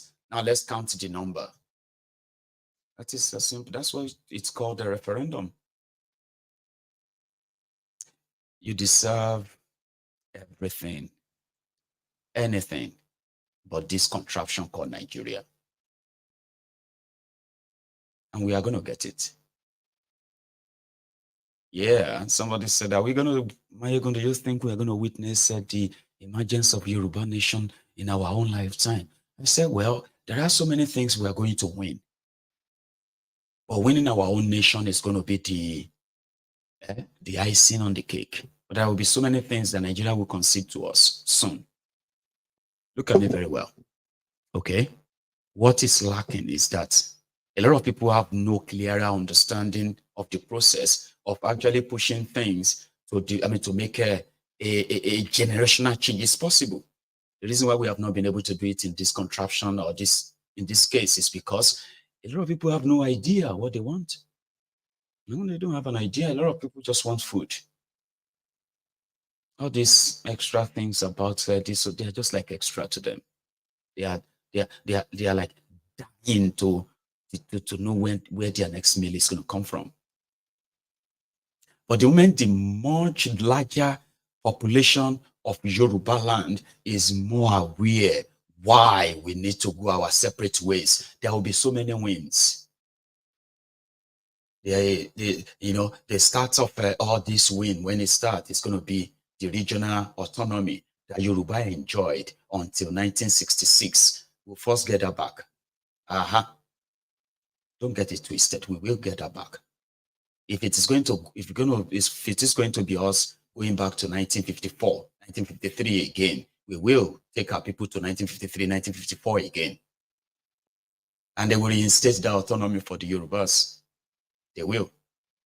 But you need to have all these divided people, because within Yoruba land, Nigeria, that is a creation of hate, creation of division, right? They've ensured that even within Yoruba land, the states within Yoruba land, the former Western region, they ensure that there is no real unity except for this hateful rivalry too. But we will fill that up. We will end that. I want to believe that strongly. We will. Majority of the Yorubas will have a common ground on something. So once they are presented with what to hold on to, we will present them that. And Yorubas, like many others, we will begin like we did in 1953. We will begin the gradual process of the balkanization of Nigeria. It will not be this Nigeria you are seeing anymore. Okay? And it will all come back to that autonomy until the final breakup. So you will have your say. I will have my say. All of us will have our say. Things will get to head very soon. When things get to the head, very soon. You see this conversation around whether we want to still be one Nigeria or not, it will pop up. Around that time, I want to strongly believe we would have had a lot of young and older people who are now more aware and alive. They are aware and they are also alive to their responsibility. Education, enlightenment. We will do that. I strongly believe. So if some of you who are a little bit, unhappy that is this ever going to happen, Maiyegun? Is Nigeria ever going to break up in our life? It will break up in our lifetime. I pray you live long enough to witness it, my dear. It will. Because the people that will break up Nigeria are those criminals who are trying to hold it together. They can't. No, they can't. But it's not going to be outright breakup of Nigeria. The breakup of Nigeria will start from the first decentralization and the gradual process of cutting out all of these things they forced together since 1966. That will be the beginning. And a lot of you will say, "Sign, how long this is going to last? Can Nigeria last another 50 years after this or that?" You will tell. But when it comes to the breakup of Nigeria, it is going to be a gradual balkanization. Go and write it down. So we will encourage it, we will inspire it, we will sponsor it, because it is good. And in fact, even if we have to play the devil's advocates, and let all of these interested external parties in Nigeria see that they stand a chance of making a better deals that will favor the people of the countries that are emerging from Nigeria, and it will also favor your country too. A real deal that is the people's deal is possible when you have the people's person, that the people's representatives in charge on that negotiation table. We will get there. We will. I strongly believe. And I want you to as well. If you are one of those who just believe that we're going to wake up and they're just going to announce and Nigeria is, no, that's not how it's going to happen. No. Nigeria breakup is going to be gradual. Just like the Nigerian amalgamation was gradual. The breakup is going to be gradual too. First, we'll begin with, may everybody go back to where they come from. Here you get. That is to say, hold your side, I hold my side, and use your autonomy very well. And indeed, there will be a new constitution for that contraption, the constitution that will represent all of us. And inside it, our exit plans will be boldly stated inside there, how we're going to part our ways. I have seen it. But I'm not going to come here and begin to sound spiritual to you, but I have seen it. It will happen. It will break, but it's going to be gradual. So bury that idea of one Nigeria and all that nonsense in your head. They don't exist. One Nigeria, one North. They are all the creation of the British. None of them is real. And if all of us want to be honest, they've all those creations have now outlived their usefulness and relevance. Nigeria is no longer a country. It is now a killing field. As they are killing people physically, they are also killing people economically, where they don't even have to touch them before they kind of feel it. So that's what Nigeria is right now. If the British has a chance of reviewing, if they have a say, they will go and review the idea of their one Nigeria, one North now. But it's too late. They can't. So they will just rather wait for it to implode. An implosion. That's what a lot of them are waiting for, Nigeria to implode. Even though they are praying for against it, but somehow they know it's going to happen. It's inevitable. You can't run a country like this. It's just going to be a matter of time. It will implode. And then the remnants of the implosion is going to be for those who survive it. And we're going to have to decide. Or maybe we will decide before the implosion. Time will tell. I'll leave it at that, okay? I was going to just not take us tonight, but let's take us. Let's have a chat. If you're watching me and you want to add yours to this tonight, the line is going to be free in a minute or two, okay? Call it, all right? And I will be the one at the other end. But first, I'm going to go make myself a cup of tea. This is empty. See you soon. Don't go anywhere.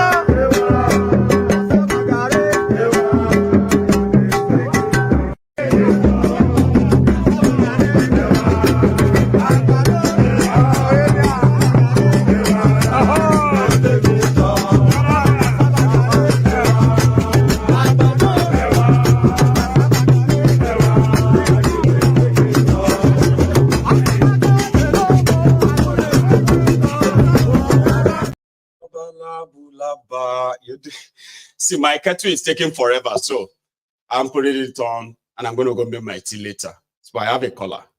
Hello there. No, Alan.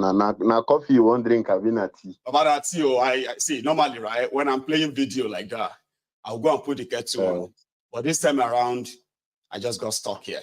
I didn't get up to put the kettle on. So now the kettle is just like starting afresh, warming up. You know that kettle that always take long. Yeah, I Asabiam. So it's gonna keep me in that place forever. So I had to come back. Anyway, Ahmed, how are you today, Baba? I did fine. How every now? Same old, man. Same old. Here we are, back on the beat again. Just same old. Yeah, Maiyegun, there are some few things I just want to point out from Obi's visit to Kaduna, right? Sure. You see, let's be sincere with ourselves. We know the Agbadorians, the bad idiots. They are crying because of what he's doing. Look at what he's doing. He's trying to do this, trying to do that. The same people that say, make him build bridge. Wait, me, I know Sabi which bridge that they ask and make him build. They should build, the Igbo should learn how to build bridges with other people. Okay, now in the build bridge now, they can't cry again. That's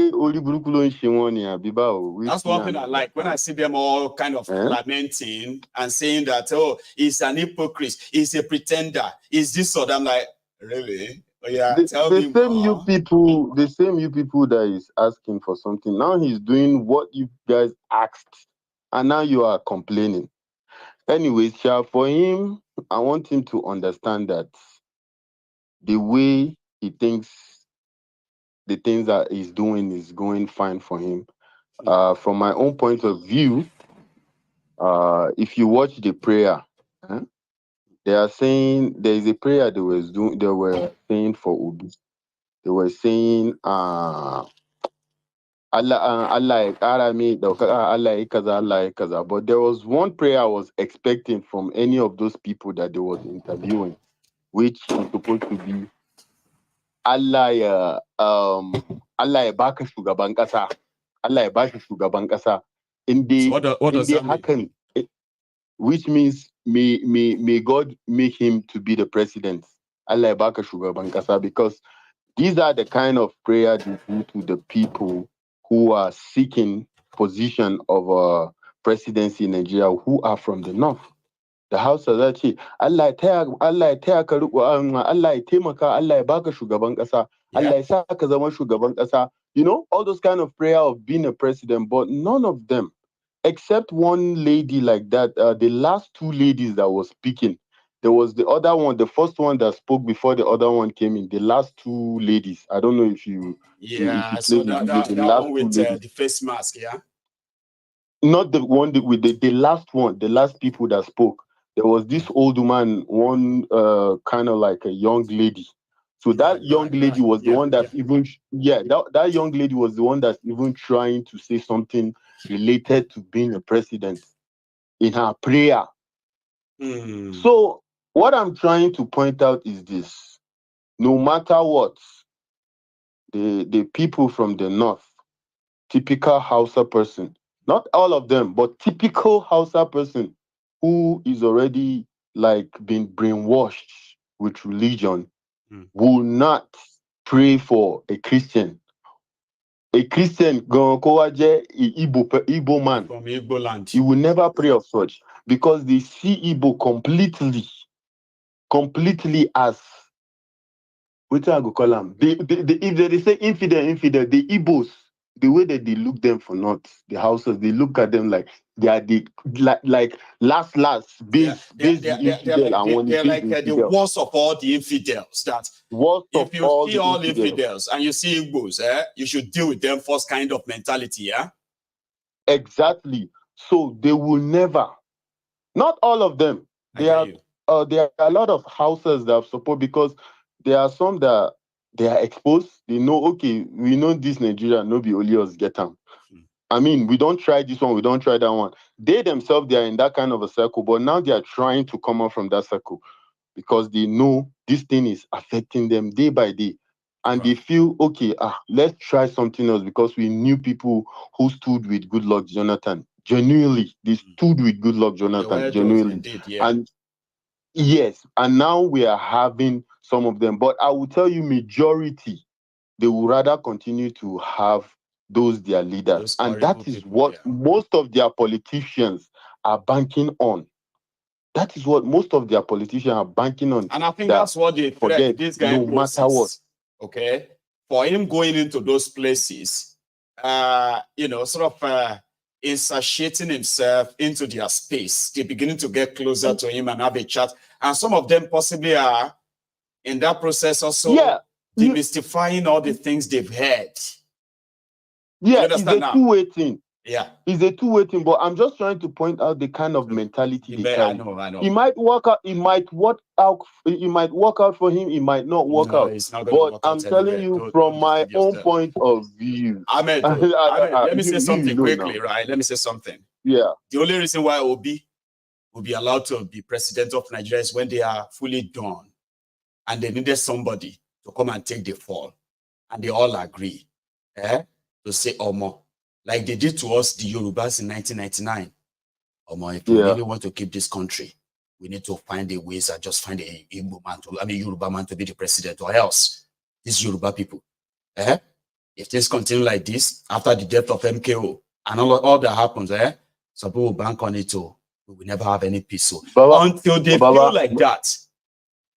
Baba, me I dey feel one thing where I dey feel be say, based on what happened, the kind story where they don't give them say now, because if you meet a typical Hausa person, not even Hausa, if you meet a typical Nigerian that doesn't even know much about his history, both Yoruba or Hausa or any other person from other place apart from the Igbos, even some Igbos they'll say we are the cause. You understand? They agree, yeah. They feel like the Igbos were the cause of the Biafra and stuff.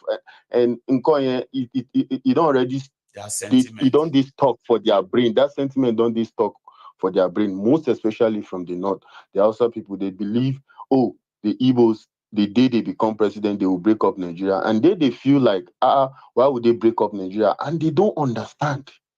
If not now, that 1, 2, 3 people like that will be say, some way me, I don't get, I don't chat with, we don't talk normal. I don't point out some views. I don't give them, like, if you don't understand, you will never understand. But some of them did kind of like understand, but that's kind of thinking. Still they say, no, Nigeria, you understand? Yes, it's still there. It's still there, but they understand, but they don't want to go away from that. This Nigeria, they go here, they go say, Nigeria, Kasaru Mutagado. That is Nigeria, our land of inheritance. Kasaru Mutagado, our land of inheritance. So they made them believe that they own Nigeria, not knowing that Nigeria, British actually handed it over to them. If we all want to be honest, it was It's like we know that is what they told them, but that is a lie, and that is a story that is a myth. As they believe them, as they believe them continuously. Like in one badge, continuously. They don't know, see, breaking up of Nigeria, make everybody day on his own. Now him be the best. Most of them, they don't know. They don't. Most of them, they don't know. And their leaders that know all these things, they feel, because they know that the day they separate Nigeria, you see the people, the masses for northern part of Nigeria, the Hausas, most especially the Hausas, the way they will come for their politicians, the way they will come for them, wallahi, they will be surprised, because that time nobody to push a blame on. You are no Yoruba to push a blame on, no Igbo to blame. So right now, waiting that they do be say that they blame all the other tribes, but they are not blaming themselves. No. And most of them, that is what most of their House of Reps, Senate that go to Abuja, all their governors, they will tell, oh no, we want to do this for you, but the way they are signing the paper, the way they are pushing the bills, the people from the south, they don't want. The south don't want you to get these things. They are against it. They don't want what is exactly. So the blame always go back to the southerners, the westerners, the southern politicians too. They will come back and say the north does not want us to do anything. They always block it. It's the North. You know, they are more than exactly. us. So these two they are more exactly. Damn it, Ahmed. So that is what they use to confuse the people. But you know what? They did all these things will be open. The day the people will get to, like 80% of the people will get to understand more of this, and they start fighting back. Over. And everybody can't go in own way, can't deal on you. Everybody will your way. I'm telling you, you see the people, you see the people where they go butcher past. You see the people from the north, but the way they go butcher their leaders. Majority of them are already buying houses in Dubai and Lagos. They run away. They enter their constituency, they enter their senatorial district. One sock of fun really. Do you think they go do them? It go worse. And now that fear of that thing make we be say every day they try as much as possible every day to make sure that their people are still in abject poverty, because they know they have that belief. Or Jokojo, the day their people will get out from all this nonsense, while they will suffer. And let me speak a little bit to this. We might have some houses that are watching all this. You know, maybe let me give them one or two tips. Go on in the suke kallon wannan program din. Kuna ganin abin da Peter Obi yake yi. Kuma na san cewar a arewacin Najeriya an riga an gaya muku cewar ai Inyamuri ko kuma Igbo yanda kuke kiransa Inyamurai, to mu Igbo an riga an gaya ma 'yan arewa cewar ai Igbo randa suka zama shugaban, randa wani daga cikin su ya zama shugaban kasa zai raba Najeriya.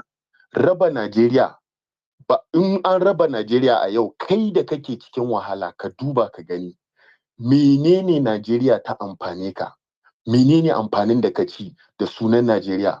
Makaranta ba ka samu kaje ba, abinci ba ka iya ci, aiki babu, komai babu. Kuma gashi 'yan siyasan ku kullum suna gaya muku a'a ai wa'annan su wa'incan 'yan kudu Yarbawa ne, Ibo ne, waye ne, su ne matsalan ku, bayan su ne asalin matsalan ku.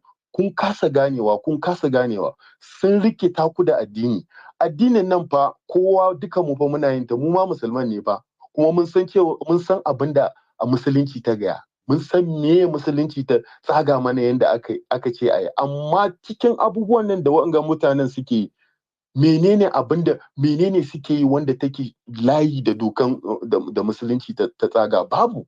Amma kullum ku za ku fito ku zo ku kare barayi. Yau an ce Ganduje za a cire shi a ciyaman kaza. Gandujen da gashi nan akan bidiyo, an yi likin bidiyo nashi yana ansan daloli kusan dala biliyan. Saboda Allah, amma wai an samu wasu musulman wai sun zo suna kare shi, suna cewa kaza. Kun gani a bidiyo, ba wai ƙarya aka yi ne ba, kun gani ne gashi nan ga bidiyo nan. Amma an samu wa'inda suke kirarin su musulmai ne, suna zuwa, kuma kun san wannan haramun ne, wannan ya ci haram, kuma kowa yau yana son ya ga shi ma ya shiga wurin nan ya ci haram. Wallahi ittaqullaha, ku ji tsoron Allah. Wallahi ku ji tsoron Allah, saboda wallahi Allah ran da Allah sai ya kama ku ko. Saboda wannan munafurci ne. Kuna ganin abin da ba shi ba, kuma kuna ci gaba da mara rashin gaskiya baya. Kuma wai ku kullun za ku je ku shiga, wai kuna yin sallah, kuna salati cikin dare, kuna roƙon Allah ya kawo muku agaji. Wani irin agaji Allah zai kawo muku bayan kuma munafikai ne, bayan kuma ba ku da mutunci, ba ku da imani. Mutanen nan kun ga abin da suke, amma kuna ci gaba da mara musu baya. To ubangiji Allah ya ba ku sa'a. Wallahi na rantse da Allah ya ba ku sa'a. Ran da za ku ga abin da bai kamata ba. Gashi nan ma kuna ganin yunwa, kullum ake cikin yunwa. Nawa kuke siyan fetur? Babu wuta, babu komai, abinci komai yayi tsada. An ce dala ya hau, dala ya sauka, ku ba ku ma ga amfanin ta ba. Wannan wani irin rayuwa ne? Saboda Allah, wallahi ku ji tsoron Allah. Ittaqullaha, ku ji tsoron Allah. Ku ji tsoron Allah. No, Allah, Maiyegun, make a hang on for there. You have done well. Thank you so much for that, and I hope those who got you there will have a chance. Hopefully they listen. Maiyegun. You will do your part. I will do my part, and we'll leave the posterity to judge, man. Thank you. No, Allah, Maiyegun. So that's my man, Ahmed, doing what he knows how to really do best for us, and that is extending the message to our northern brothers that would prefer this be said in a much like relatable language. Okay. So once again, I want to say a big thank you to all of you guys are still pretty much wondering if I understood what is here. I may not be able to speak the languages very well, but if you pay attention very well, if you listen, you just need to listen to some keywords. You understand what he's saying. You may not get everything, but you understand what he's saying. And that's all that matters. So you don't want to know if I could, like, if I did understand everything. No, I didn't. I do not understand everything. Or I could tell, right? With some, you know, keywords I can't even like reproduce or repronounce. Anyway, the line is back on for those of you who are indeed trying to get through and be part of this chat tonight. However, for those of us who are still on YouTube or Facebook, remember, all you have to do is to make sure you like this broadcast. It's so important because that's exactly how others will see it or will come across this video, right? So thank you so much. Again, what do you call it? Let me see if our line is not acting up.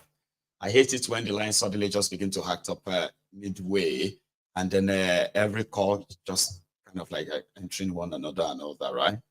Anyway, I will possibly put myself on a shorter break. There's something I need to put together here. Don't go anywhere, okay? Just a minute, and I will be back. Probably less than a minute. I don't read social media anymore. They abuse the hell out of me.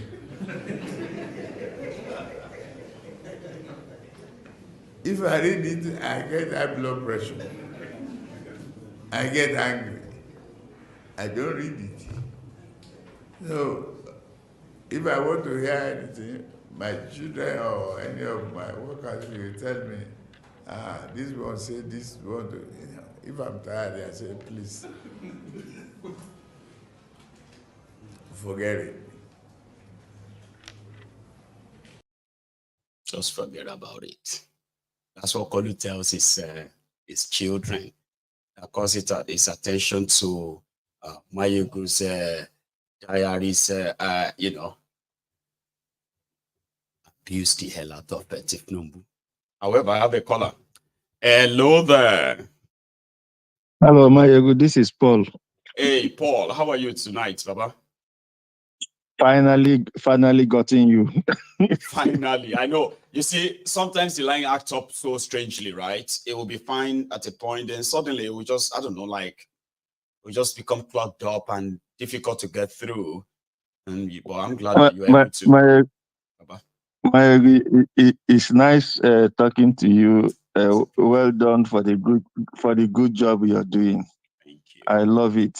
I've never missed your message.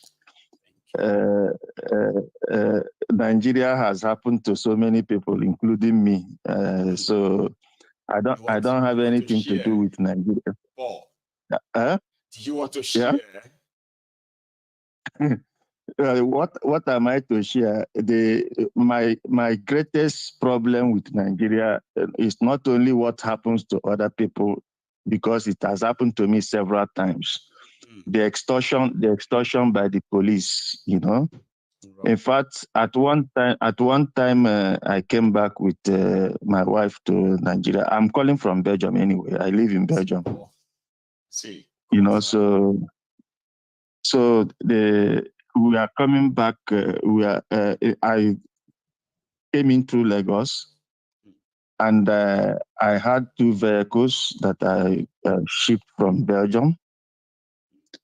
And I was driving one, and a colleague of mine is married, is an in-law also to us, but he's married to my wife's cousin. Right. So we are driving from Lagos to East, you know. So they were extorting money from us, you know. So at a point in time, I get offended, and I said this will stop. So I told my wife, look, if they stop us, I will pretend as if I'm going to stop, go a little bit further to stop, and then I will just zoom off. Wow. Could you believe that these people shot us? Wow. They shot us. So my wife kind of bent down, you know. So, and after some time, she got up and said, am I alive?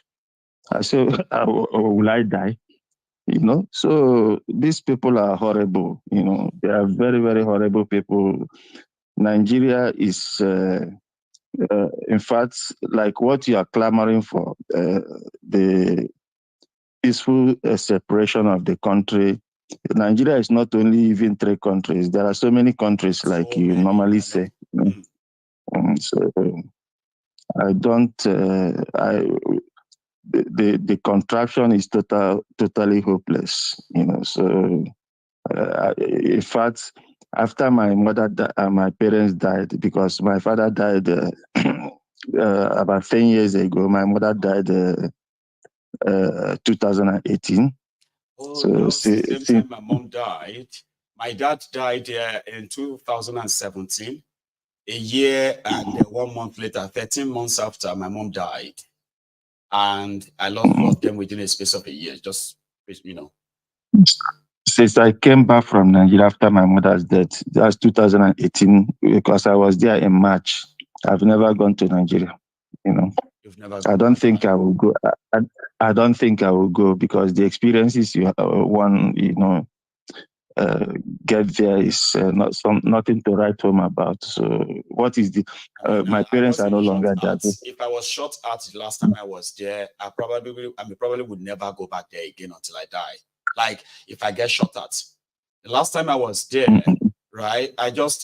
Man, my experience was not good, and even though I had a lot of support from a lot of people who did all they could to make my stay, you know, like at least as comfortable as possible.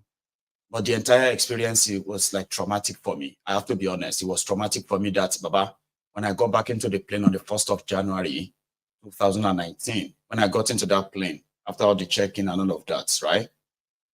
You know how I felt? I felt like a bird that was about to be, you know, to be left out of a cage. And Baba, when I sat down in that plane, I remember getting my cover and all of that up like that. In that moment, I was just looking at, man, this plane should just take me to wherever. I want to get out of here. Just take me to wherever it's going now. I'm ready. You know, that kind of feeling. Not the feeling of, oh my God, I'm going again. When am I going to come back and see this, my family and loved ones? I didn't feel that way. I wanted to escape. Finally. So if they shot at me, I will never go back there, I promise. Ever. I don't have the, you know, nothing. I don't know.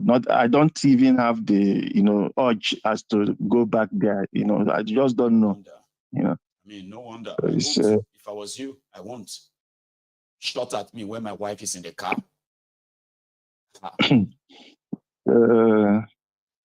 Well, I don't know when I've been in Scotland, precisely Aberdeen, because my wife's auntie lives there. We do visit. I've been there twice, but I don't know when next. Stop by in Glasgow. You won't spend more than half an hour, or maybe an hour, and it's going to be worth it.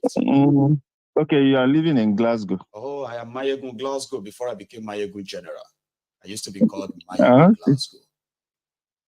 Okay. Yeah, I've been living in this city for 12 years, man. Okay.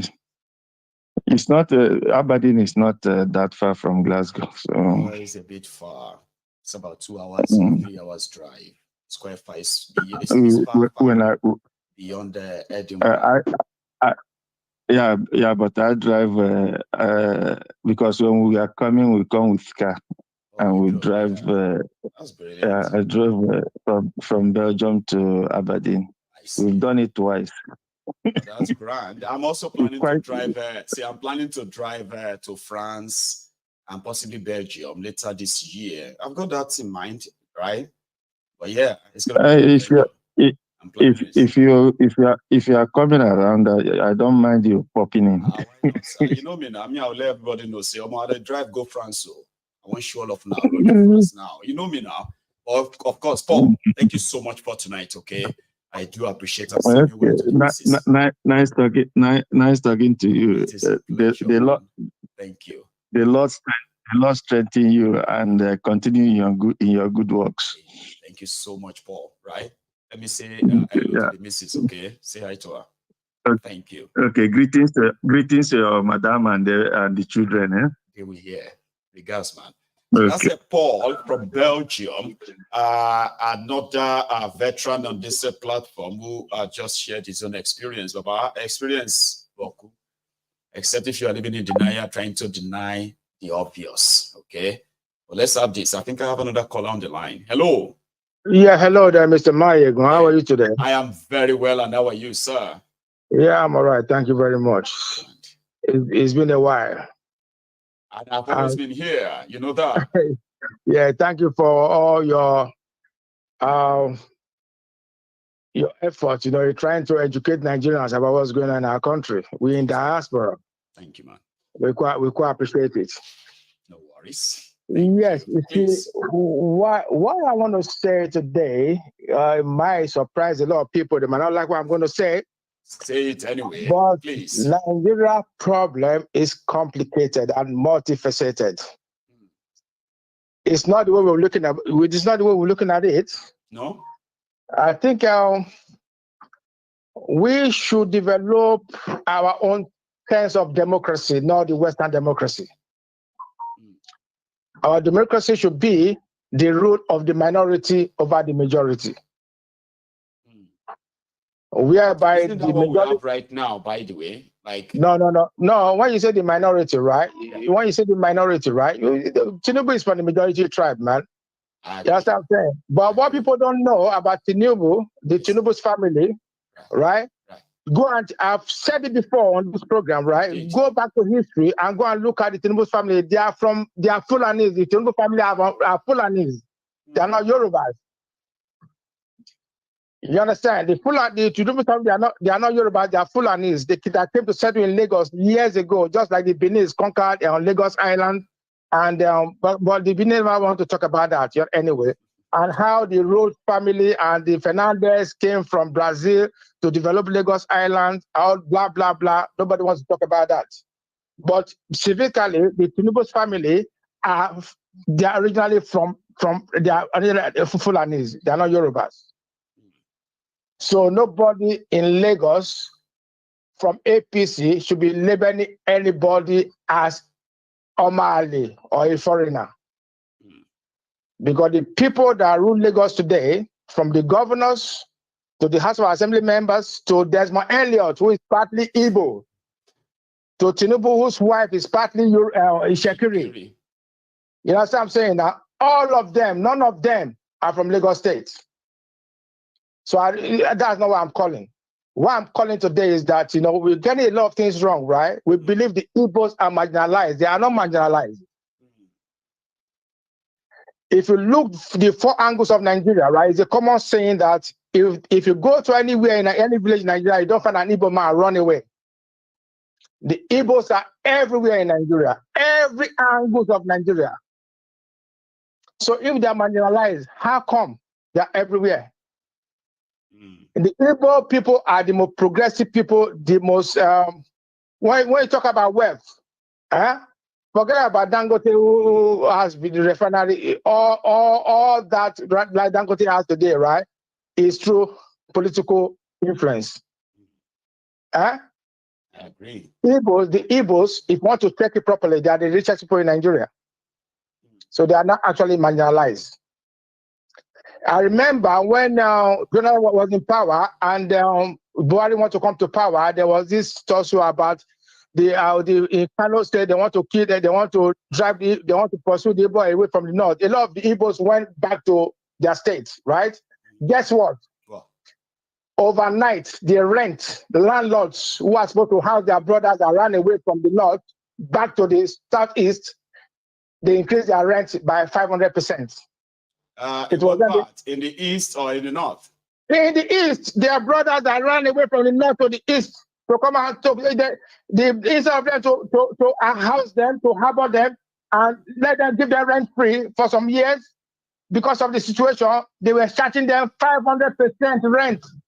The rent went up in the southeast overnight. Is this true, by the way, or is just? Yeah, it was true. Look, I'm telling you, it's true. During Jonathan administration, when now there's going to be a law for when the northerners said Igbos, the northern the Arewa youth, right, said Igbos have to live in the northern area. I remember saying to live the north, right?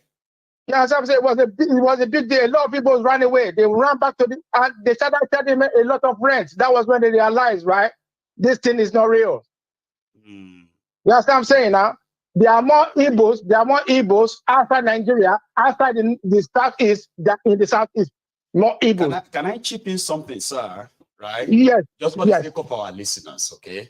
I 100% disagree with all you said just now because it's misleading. Okay, I'll tell you, sir. You see, when we say Igbos are marginalized, we are not talking about them being able to do business or live anywhere in Nigeria and all of that stuff. No. What we mean is that when you have a state-sponsored profiling of the Igbos and their businesses, this is not something that is not real, right? So it simply means that, for example, sir, you mentioned the North, right now. Yeah. The fear of what could happen. Why did the Igbo become target because of Jonathan? Jonathan is not Igbo. Or it's because Nigeria is built that way. If you are from that part, it doesn't matter whether you are Ijaw, Ishekiri, Yoruba, Can I ask you one question? Yeah, where are the Igbo? Which state? We are the Igbos profiled. In which state? Is it Lagos State? Now that the Igbos left the North. I didn't even ask you which part of the North. You said it, that they had to go back, which means you witnessed that. They felt, I witnessed that, they said the fear of what the North could do, because it won't be the first time, right? So the Igbos moved back to the East. You confirmed that. What I'm saying here is that events like this are not new. That's what makes the Igbos targets. Do you understand that, sir? It has happened many times where any single provocation anywhere, they are the easy target. This is not a makeup. You understand that? It's not a makeup story or anything. It has happened. Okay? So Maiyegun, what about the other ethnic groups? The Shekiris, the Robos, the Benues, those from the middle belts. Are they not those from Southern area? Are they not marginalized? No. Listen to this. To be honest, right? When we use the word marginalization, sir, right? There is nobody that is not marginalized in Nigeria. All of us are marginalized. But we talk too much about only the Igbos. Yeah, hang on. You see, when we talk about things that has happened and things that we probably, imagine, right? For example, right, we've had a situation where the Northerners were looking for Igbos.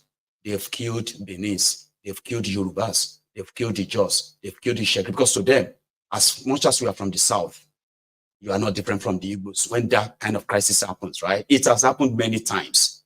We've had a situation whereby policies were made, right? For example, policies were made to target businesses that are Igbo businesses, because like you said, they are the entrepreneurs ones, right? So when they make policies that makes what do you call the businesses, when they make policies that make businesses much like unaffordable in a way in Nigeria, the Igbos who are mostly in that aspect, right?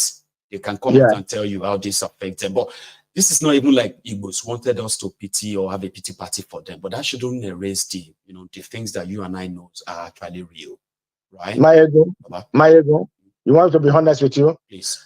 The Igbos have this edge because they have the avenue to cry out. Because they have, but they never used to. One minute. I'll give you one example, right? Of a Yoruba man who is even marginalized by the Igbos.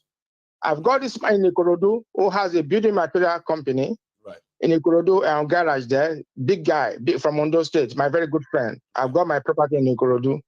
I'm from Delta State. This guy has been trading for 15 years with these Igbo companies. This day, this man went to them for credit, right? The companies been buying things for 15 years. They turned him down. Relationship, right? Yeah, they turned him down. Then this Igbo young man walked in who just got freedom for a master in Ikeja. They don't even know him at all. He came to buy more than the amount of what this Yoruba man is asking for. They gave it to him. All the asking, say, who is your master? Who is your Oga? He mentioned his Oga name at Ikeja. They said, okay, give him his phone number. They called him. He said, I know him, is my boy. They gave him all the materials. You see what I'm trying to say? That Yoruba man, now, when it was explained to me that time, years ago, right, he felt so bitter. He felt marginalized. That's what I'm talking about. That's why I said Nigerian situation is complicated. No, it is. No doubt. Yeah, if you dive into it, right, Nigeria is suffering from, number one, the Stockholm syndrome, ethnic bigotry, right, nepotism, and criminality. Nigeria is a crime scene. I mean, Nigeria never happened to anybody. So whatever we are going to discuss about Nigeria, right? Nobody to say anybody's like, oh, we are all marginalized. Everybody in Nigeria is marginalized. That's right. So the Igbo can't be at the top of Nigeria. I'm from Delta area, right? The oil, there's flow station in my village. People suffer from cancer in my village, right? Yet all the money for the oil goes to Asaba. Asaba is developed. My village is not developed. That's what I'm talking about. I get you, man. Thank you so much, by the way. You have, I mean, that's one thing that makes us a little bit unique here, right? We can disagree, we can agree, but the most important thing is that we are all free to hear our views. So thank you very much. Somebody's going to respond to just what you said now. You know that, right? Yeah, I know they will respond. So you sit back, okay? Come on, brothers. Come on, brothers. I'm waiting for you. Anyway, so I'm going to take another one, okay? Thank you so much for that, all right? You have a good one, right? So it is a platform whereby everyone has a chance of speaking their truth and everyone has a chance of responding to them respectfully. There's no point in us probably like, you know, trying to want to possibly like make ourselves I don't know, like enemies. That's not what we're trying to do here, right? And I'm not going to be in the middle trying to sort of argue it up. I can do my best to correct some wrong analogy or sayings. It's important I do that for the sake of our listeners, okay? And if you are going to call me in to counter any claim, remember you have to do that respectfully, okay? Don't get saucy or nasty. Yeah? Thank you. So let me take care. Oh, I just lost one there, but I'll take another one. I do have another call on the line. Hello there.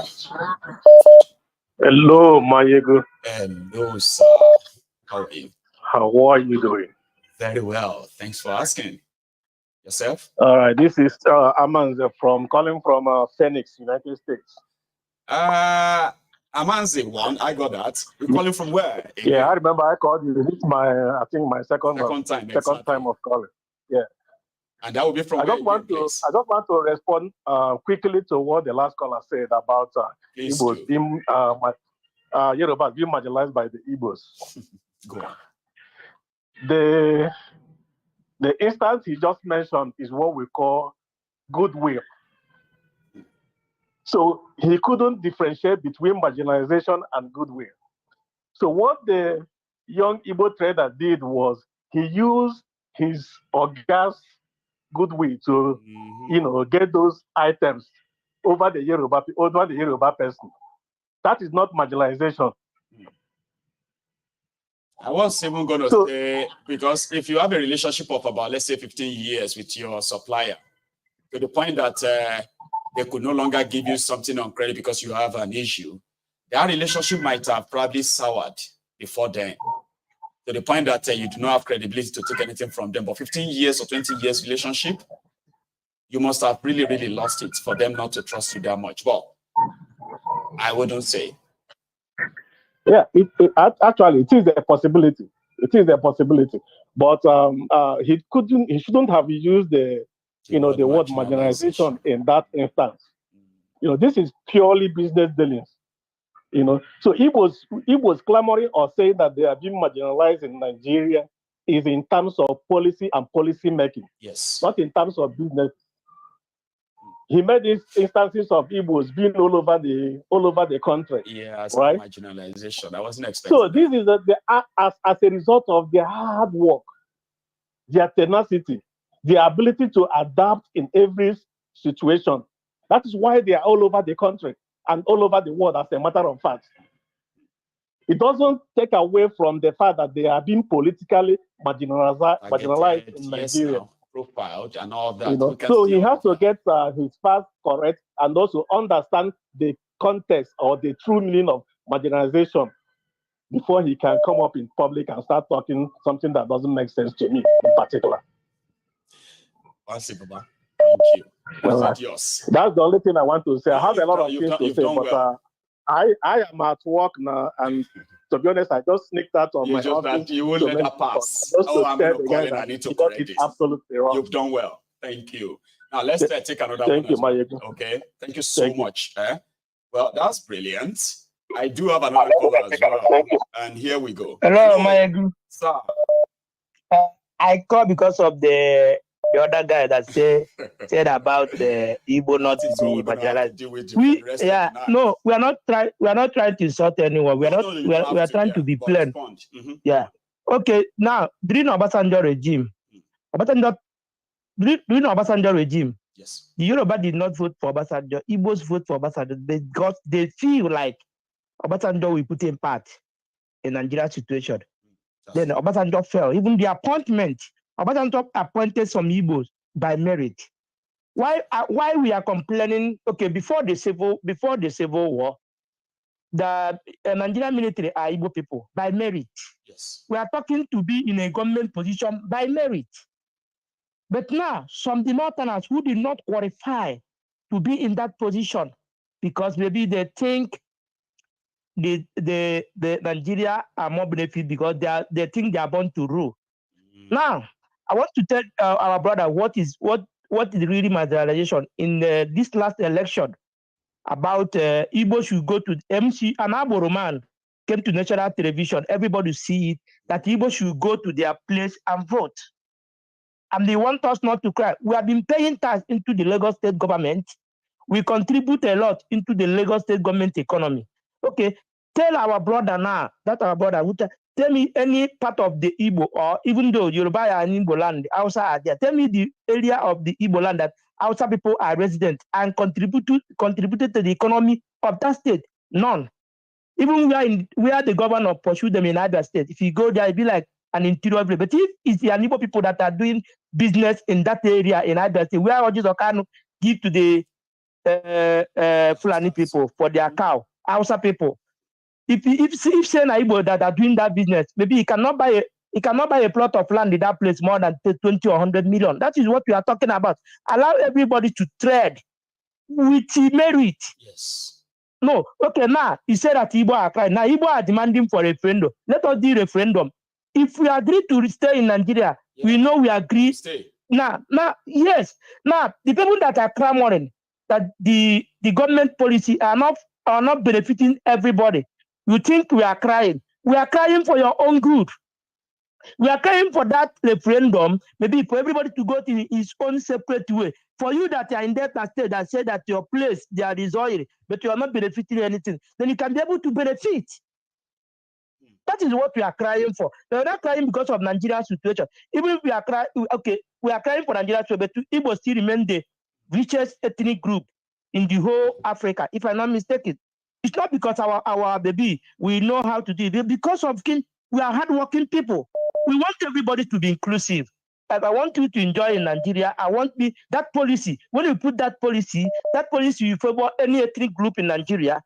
Okay, look at this Tinubu election. People that we call the leaders. Okay, let the masses talking about marginalization or trying to throw words to each other. But the leaders who are elected into the government office begin to throwing that ethnic bigotry.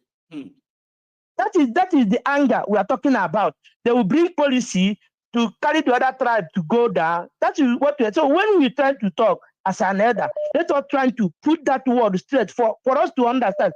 Not like Igbo are crying. Igbo are not crying, but we are trying to everybody to be inclusive in that government. Like Obasanjo, even though Obasanjo government did not favor any ethnic group, but Obasanjo tried to play that role that everybody will be included in that government. If even the Yorubas, where Obasanjo come, did not benefit from that the same government. Not much, no. But he tried to appoint each and every one. Then when Jonathan tried his best, even Yaradua, this ethnic thing never too much. As long as Buhari take over, the game started. Yeah, it became a worse situation. He destroyed everything. That's why we are trying to educate people. Like your Yoruba man now. That's you stay here to say the truth. Even your place in Ogun State, you are even being marginalized. Somebody will come from the north. You see, okay, that's what happened in Facebook. One old man from Olo carry a gun and say that his cassava, that Fulani man carry cassava from north. Personal somebody business. You carry to destroy my crops. If I complain, you will bring a military to me. So what are we talking about here? Can you see any Igbo man carry his own business, go to your village, try to destroy? If I come to your place, I rented a shop, I rented a house, I pay the bill, I pay the tax to contribute in that state economy. There's somebody will carry his own personal business, trying to disturb the whole community. If I try to say, this thing you're doing, don't carry your cow to come to my farm again, then you will bring your brother in a military to chase away my village. Is it not the problem the problem that's going on in Imo State? It is. That is what we are talking about. Even not only Imo State, Delta State is going through the same thing. Okay, now look at what is happening in the same Delta he come from in Okwama. Is it not marginalization that made them to kill the citizens of the land? That is why we are complaining. Not because we are complaining, because we know how to complain. We are crying for all the Nigerians to rise up. If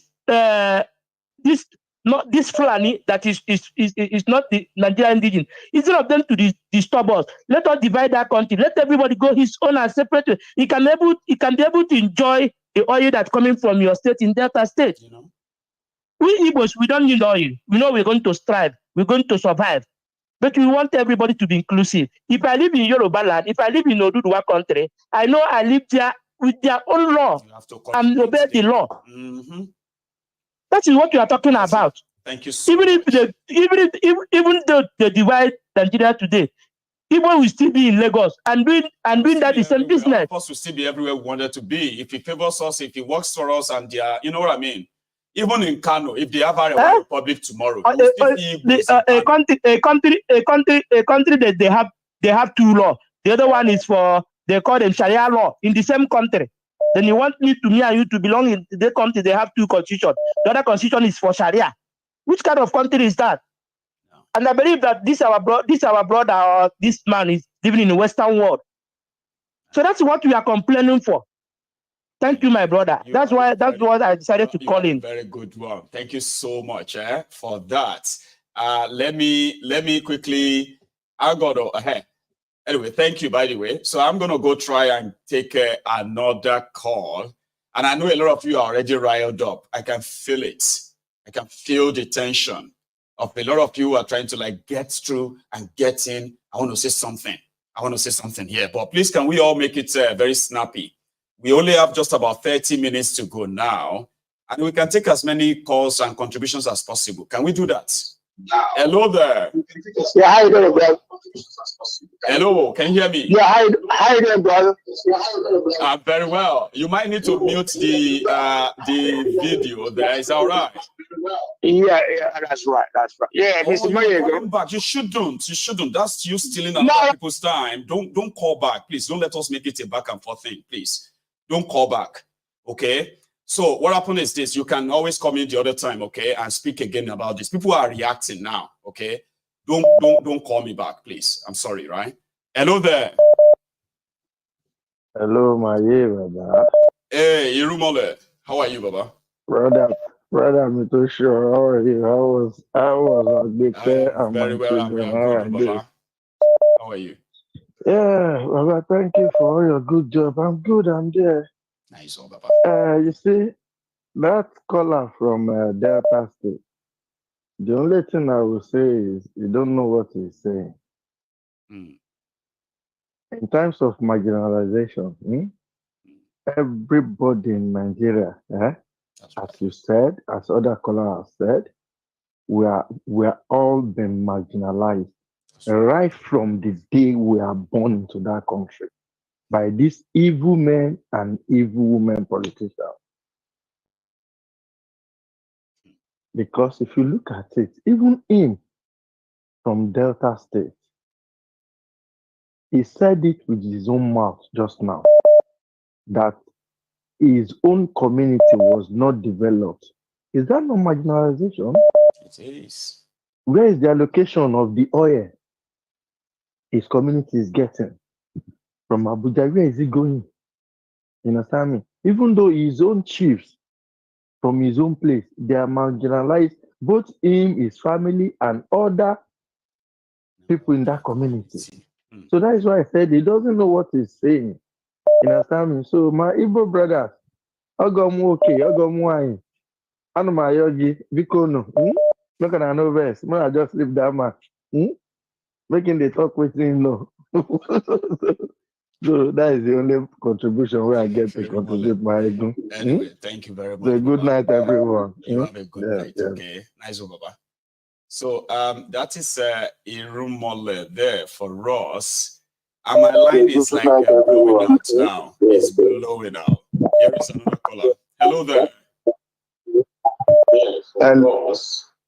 Yeah, you may need to mute the video. Hello, you are connected. Go mute the video, sir.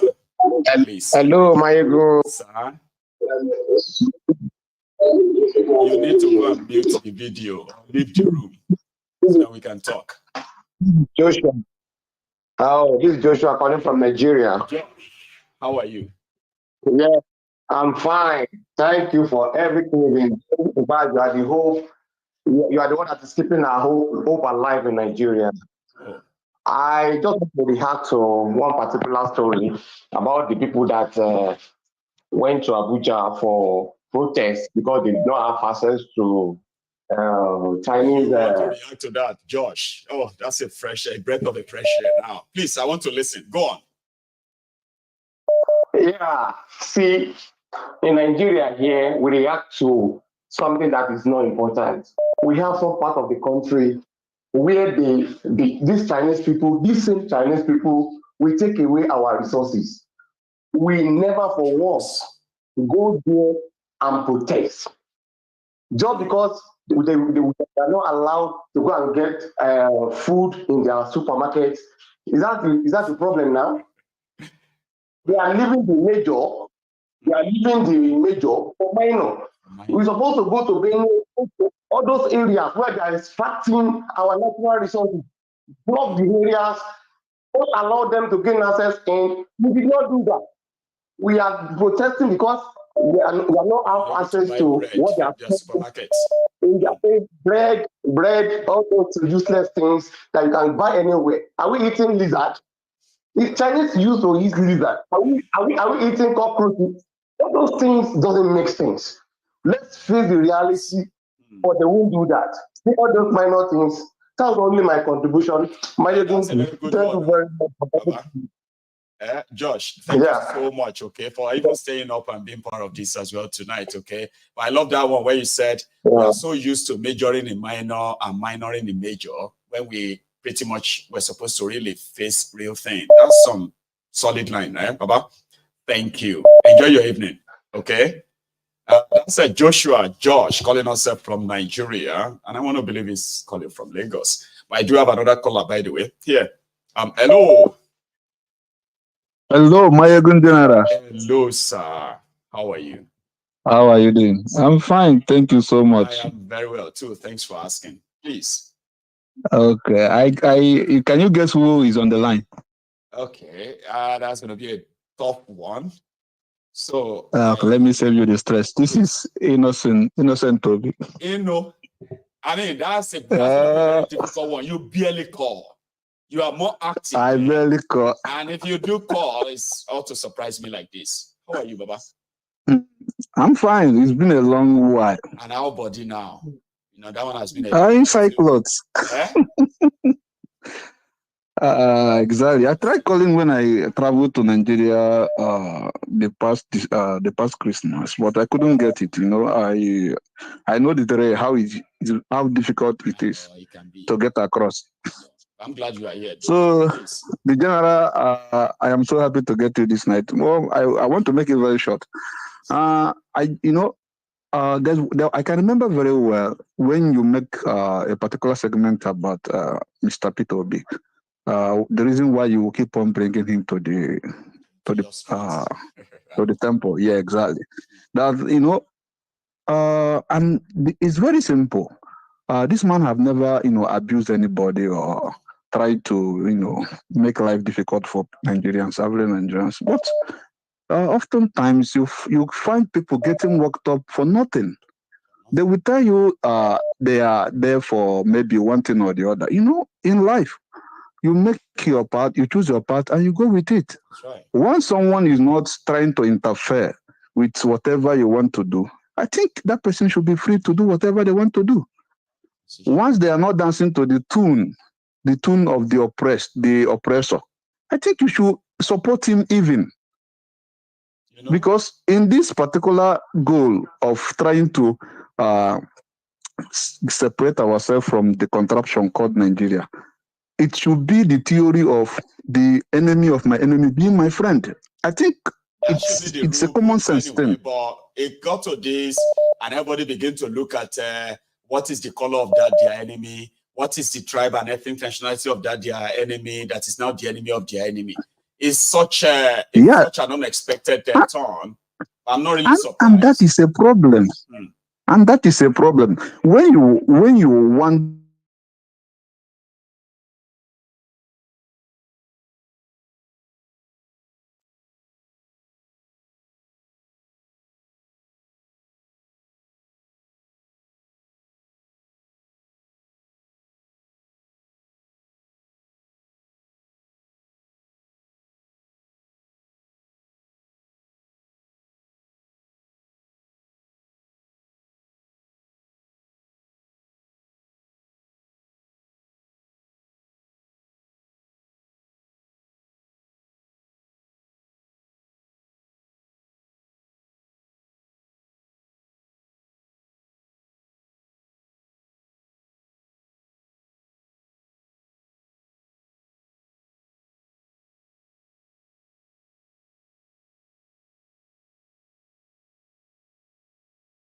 and if I think I need to really quickly put it back.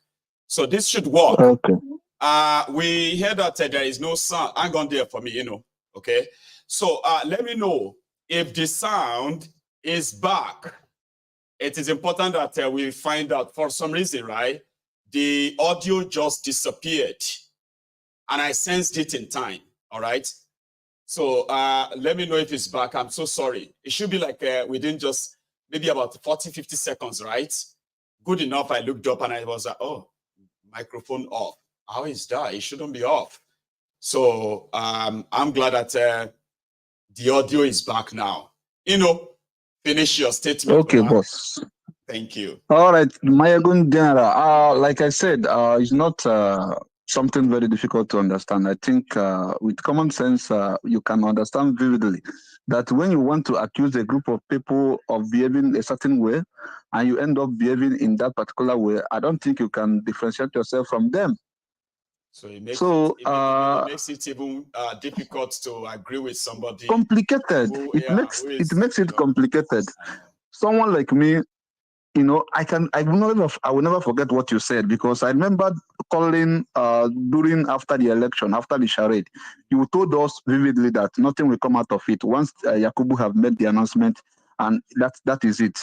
Someone like me was like, maybe peradventure something will happen, and you said it. I saw what happened, and I will never kind of argue whatever you said. So I don't believe Nigeria is going to work. And it has never worked. It's a British establishment. The name is originally Royal Niger Company. Right. I have listened to some of the episode of what's the name of the book? A Fatherless Nation. The Fatherless Nation, something like that. Mm-hmm. The fatherless people. So it is not going to work. So we know that most people with goodwill wants to, get out of the contraption. But now it is a matter of time, something that you can build up gradually before you get to that breaking points. Exactly. So, but some people will say, let us come out and do this and do that. Someone like me and you, just talking, it's not possible. Talk. My friend, exactly. Let us declare and do it now. Let us declare and do it now. That's not how it goes. Okay, if you declare, the general, if you declare and do it now, you are no different from those people that invaded your states. What was that? The governor to resign. It's funny. It looks ridiculous. It looks very ridiculous. So I think you learn from other people's mistake, you strategize and make a better impression than the other people. So this is my contribution this night. I want to thank you so much for all you've done. Much appreciated. Thank you so much for calling. Thank you. Okay, thank you, General. And you too. Thank you. And you too. Thank you. Bye-bye. Yeah. So that's it, Innocent Obi. To all of you in the temple, especially on Facebook, I do apologize for the loss of sound or the audio at that point. Sometimes you saw this tech, right? They can act really, really funny on you, and most of the times they can make you feel so dumb. I've been made to look so dumb many times. Imagine me wondering, oh my God, where's my sound? Everything looks all right. Where's my sound? Only to discover that it's because I muted my keyboard. Can you believe that? I've been here for like 20 minutes trying to find my sound before. It's that horrible. I do have a caller on the line. Hello there. Yeah, my God, hello. Baba. Good evening to you, sir. Good evening to you too. Very good, very good. Nice one. Thanks so much. Michael, very quick. Go on. Yeah, it's all good. Very quick one. The other day you had promised us that you would not show us anything pertaining to Reno mockery. So I'm pretty surprised that today, you brought him up. So that guy Nafu. He is absolute one. I tried my best not to, but I think I just made my own promise. So sorry about that. Honestly, anything we concern that guy like this, I don't care what it is he's saying. I get pissed off. Honestly, honestly, I used to follow him in the past. I used to follow him when I thought he was making sense. But now, obviously, he has unraveled now, and then the true color of his has now come out. It's so unfortunate. It is. Seeing the video that you put out there when he was hyping Peter Obi and saying that he's the best candidate and so on and so forth, and all of a sudden, complete U-turn. I mean, it became vile. It's not even like somebody saying, "I don't like him again anymore, Joe." Or I don't support him anymore, which is normal, okay? But he actually became vile. It became so vile. And to me, I don't think it's because of Peter Obi. I think it's because of the loss of patronage from some of the obedient that he used to have as his supporters, who are now kind of like firing him. Because this doesn't really make any sense. You get what I mean? Like, you can't really pinpoint to where things goes wrong. I think it's only because of the obedient who are not living him, giving him any breathing space. So he decided to just take it on Obi himself. But it's so ridiculous. It's vile. Something I can't describe. So the unfortunate part for me is that people keep taking the bait. Yeah. That's the part that even pisses me off. So much attention, he puts up his trash on Twitter or and then people him attention. Honestly, if people could just ignore him entirely, if it will make sense, it's oh my God, it's annoying. It's annoying. One more thing, Oga, is this attempted coup, if I may call it, by Onidiri and her fellow soldiers. Honestly, and I find it.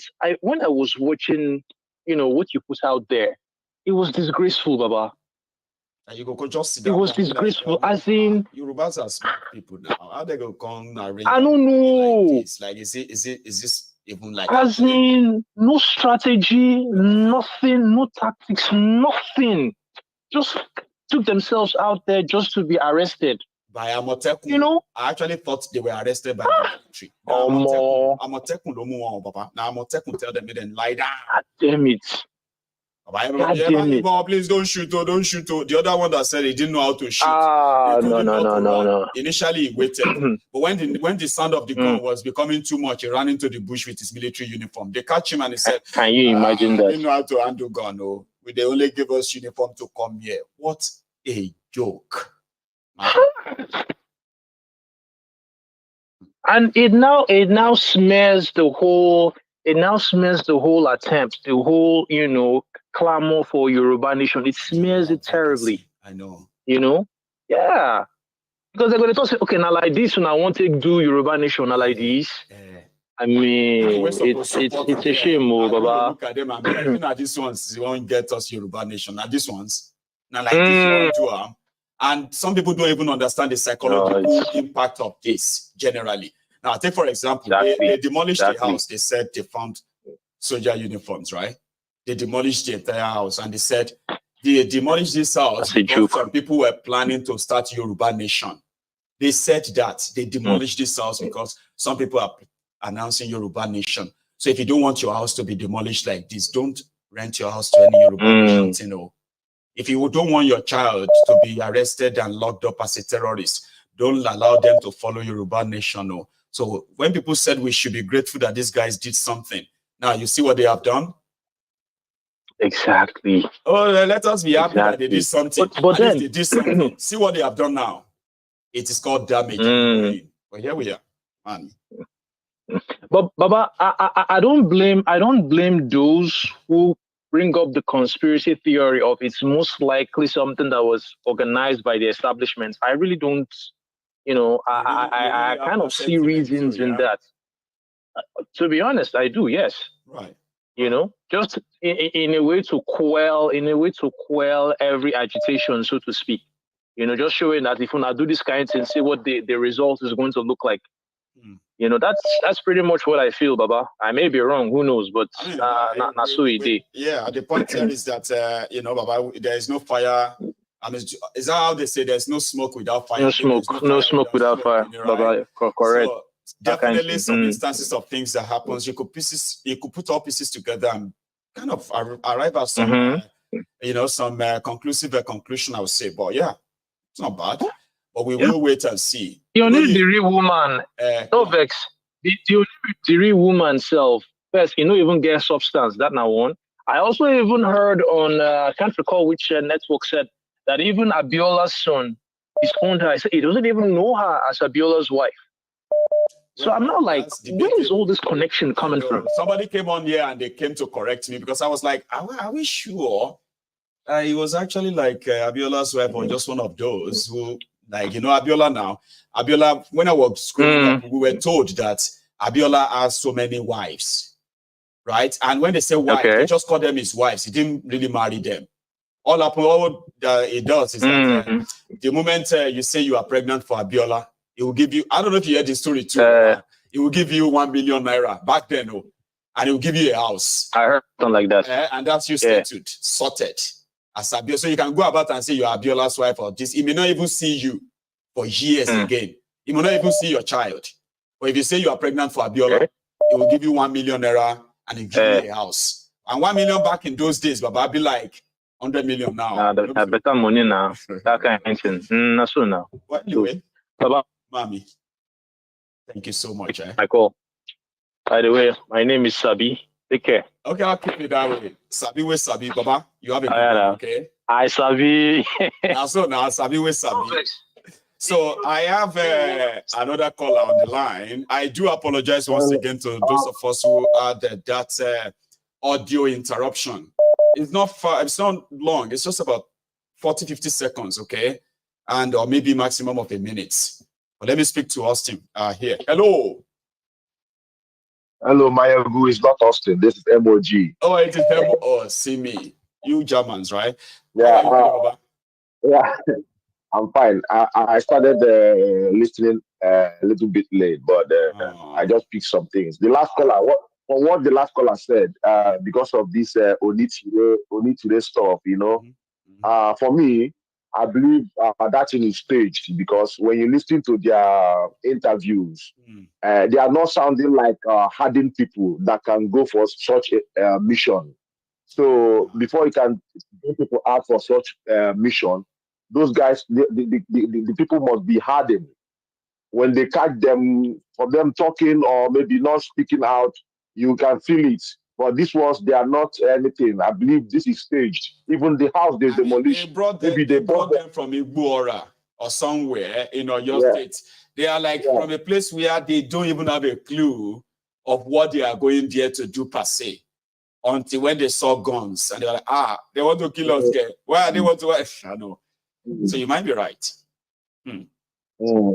Yeah. So then my second thing is that about Reno or Mokre. That like the last caller said, that guy is not a discussion. So nobody should discuss about that.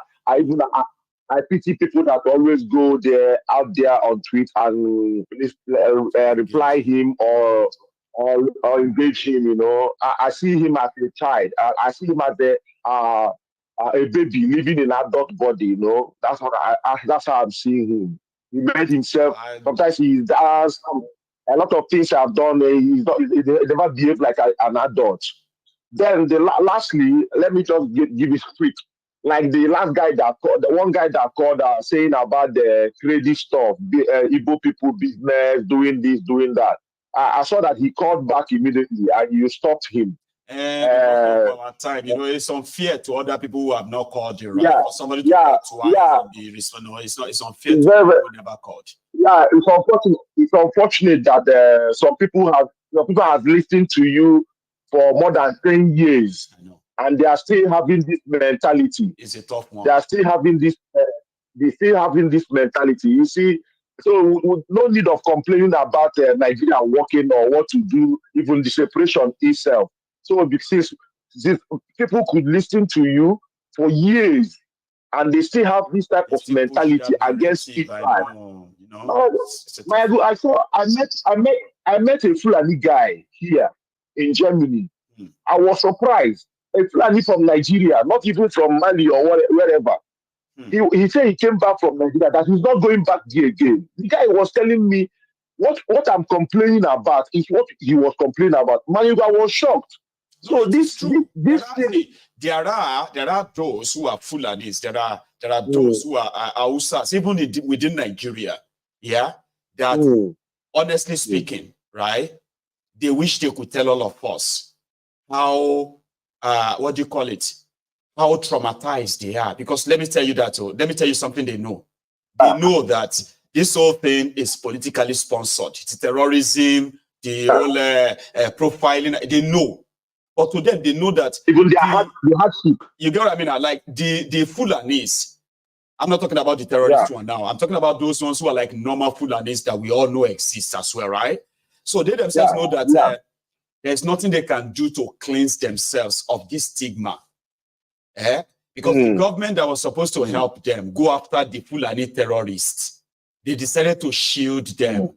And to the rest of Nigerians and Africans, Fulanis, whether they are carrying gun or not, they are terrorists enablers. So if you meet them one-on-one, they will tell you their frustration, their total disappointment. Nobody is listening to them. Nobody even believes they exist. Because all my belief that they never traveled. They cannot come back to hustle with us. They cannot run away, escape the way we escape. Muhammad, I saw this one with me when I was doing agency work, clearly, right there with the NHS. Muhammad. Amazing guy. I won't say more than that, but amazing guy. The guy is from Kaduna, and he's a Fulani. Oh, go on, Baba. Yeah. So everybody's suffering in that country. Nobody's lesser. Nobody's higher. So for that guy, when I was listening to him, I feel ashamed because I listening to you alone, sir. I even try to pity you because. Your side, him, but it's a tough one. No. I'm talking about psychologically. You doing this thing every day. Try to mold people, try to do a lot of sanitization, and some people are still in this ditch. You know, that's what it is. it doesn't make sense to me. Okay, look at his what he said. That one guy did business with Igbo man for 15 years, and because of credit, they did not give him credit. But somebody just finished with from that. They gave him credit. Let me tell you, I hope he's listening. Anybody that is having a business with Igbo man and the turn up is good and you're sincere and honest, my brother, if you want and now for life, they don't joke with that. No. Okay, this guy that is newly the client now, maybe he's surviving on the grace of his own organ, the antecedent of his own organ, not just because exactly. I wanted to try to make him see, like, without having to, nullify his experience, because I want people to know something, okay? Whenever we are trying to disagree with people, right, we should not automatically think they are making up the story. Because we should ordinarily believe that that's their own experience, okay? Oh, your experience with them, right? Fine, great. It's your experience. I'm not nullifying it. But could you look at it from this other way again? Like, say, somebody was there 15 years. What could have gone wrong between them? Is he owing them? Has he been, like, having some outstanding payment? He's not been paying? And all of that stuff. Did you look at it that way? What about this new Igbo guy? Okay, let's take away the fact that he's Igbo. You said he called somebody. That means there must be somebody that is like a guarantor that they know. And he gave his word that he should give him. So why don't you look at it that way without looking at it as if Igbo's favoring Igbo and not favoring Yoruba? I wanted to start that chat with him earlier, but no, he's so confused. Like, no, I know what I'm saying. I'll stay away. Last December, I wanted to buy a cow far away from my town. I just called my friend, my Hausa friend. The only thing he told me, are you there? I said yes. He now said, a cow of 800,000. I bought it 640. I did not pay any alada. I did not pay anything. I only paid for the transportation. He now called me, just stand there. Somebody will come and meet you there. Immediately, somebody came and meet me there. And that person took me around and bought the cow for me. They were like, oh, you're friend to this one, you're friend to this one. So in business, once you are honest, nobody cares where you're coming from. Nobody thinks about that. But in the morning, in the morning session, one guy called in. The guy said something that touched me because I wasn't paying attention on the reading. After Sham, then I think the guy now called in. He was sounding so depressed, He now said about the whole thing. He now said, there's no way, because of the current situation we found ourselves now, how deep the discrimination has gone. He has not sure. He's not sure that we are going to come out from this early. Very soon. It was like he thought about it so deep, and he said, "Now we understand why we are where we are," and he's afraid. He's not sure we can come out of it. Through the politics, military. The Westerners staged all those things. Yes. And he said the most painful thing here is that these current politicians we have here, they now started using that method of the white. And the white don't need to be physical again. They don't need to plot anything again. They now have the group of people they will use to plot this shit and deal with us very well. So how can we come out? And this kind of circle, they don't know tribe.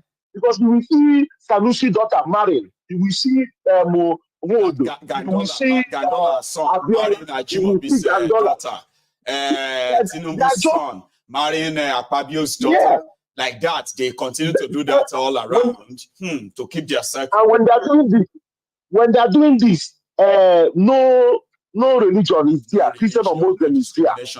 No tribe is there. And when there's a book, I think maybe you will bring that book. Right. Q 1966. The same name that is in that book is still the same name I'm hearing. Not even that, and maybe people that answer similar name. No. The same people, the same lineage, the same family. So that is what I want to say. Thank you so much, Maiyegun. You are so welcome. And thank you very much for all your own perspective to this. You will be my last caller tonight. And it's been a wonderful night for all of us anyway. So thank you for making it so too. Now, this is where we're going to draw the curtains now. I am so sorry once again for that, for number one, for late start, and number two, for that interrupted audio. So if you have been seated there for 3 hours all night, then I have a special thanks for you too, like always. Don't miss next one, okay? Like this broadcast, share it, subscribe to my channel, right? Set your notification on. We will do this again tomorrow.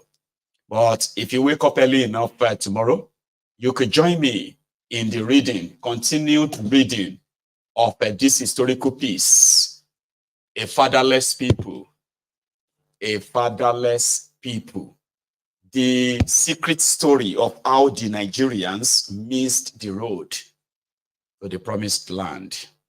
Thank you, everyone, and you all have a wonderful night. Good night.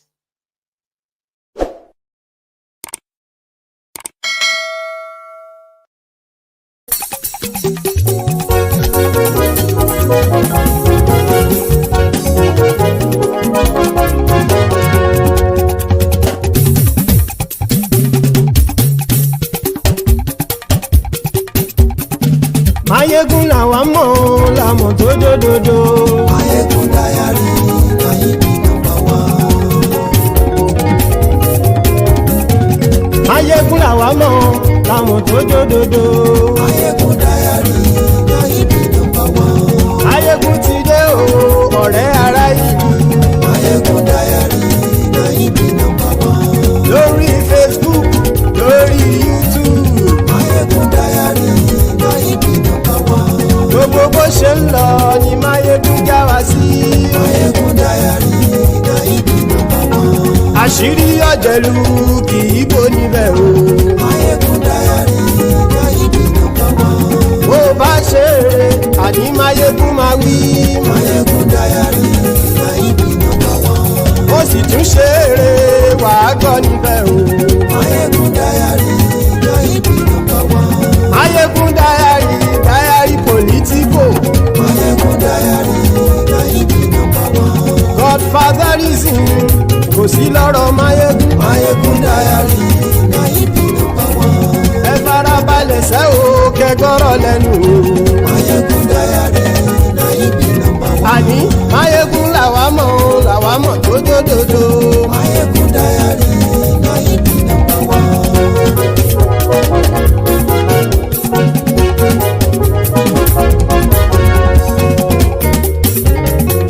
Àní ẹ̀sùn rákì. Maiyegun ti dé. Maiyegun ti dé. Ọ̀jẹ̀lú ẹ̀sùn rákì. Maiyegun ti dé. Àní ẹ̀sùn rákì. Maiyegun ti dé. Lórí Facebook. Maiyegun ti dé. Àní ẹ̀sùn rákì. Maiyegun ti dé. Lórí YouTube. Maiyegun ti dé. Àní ẹ̀sùn rákì. Maiyegun ti dé. Bọ́ bàbá gbé wúrẹ́. Maiyegun máa wí.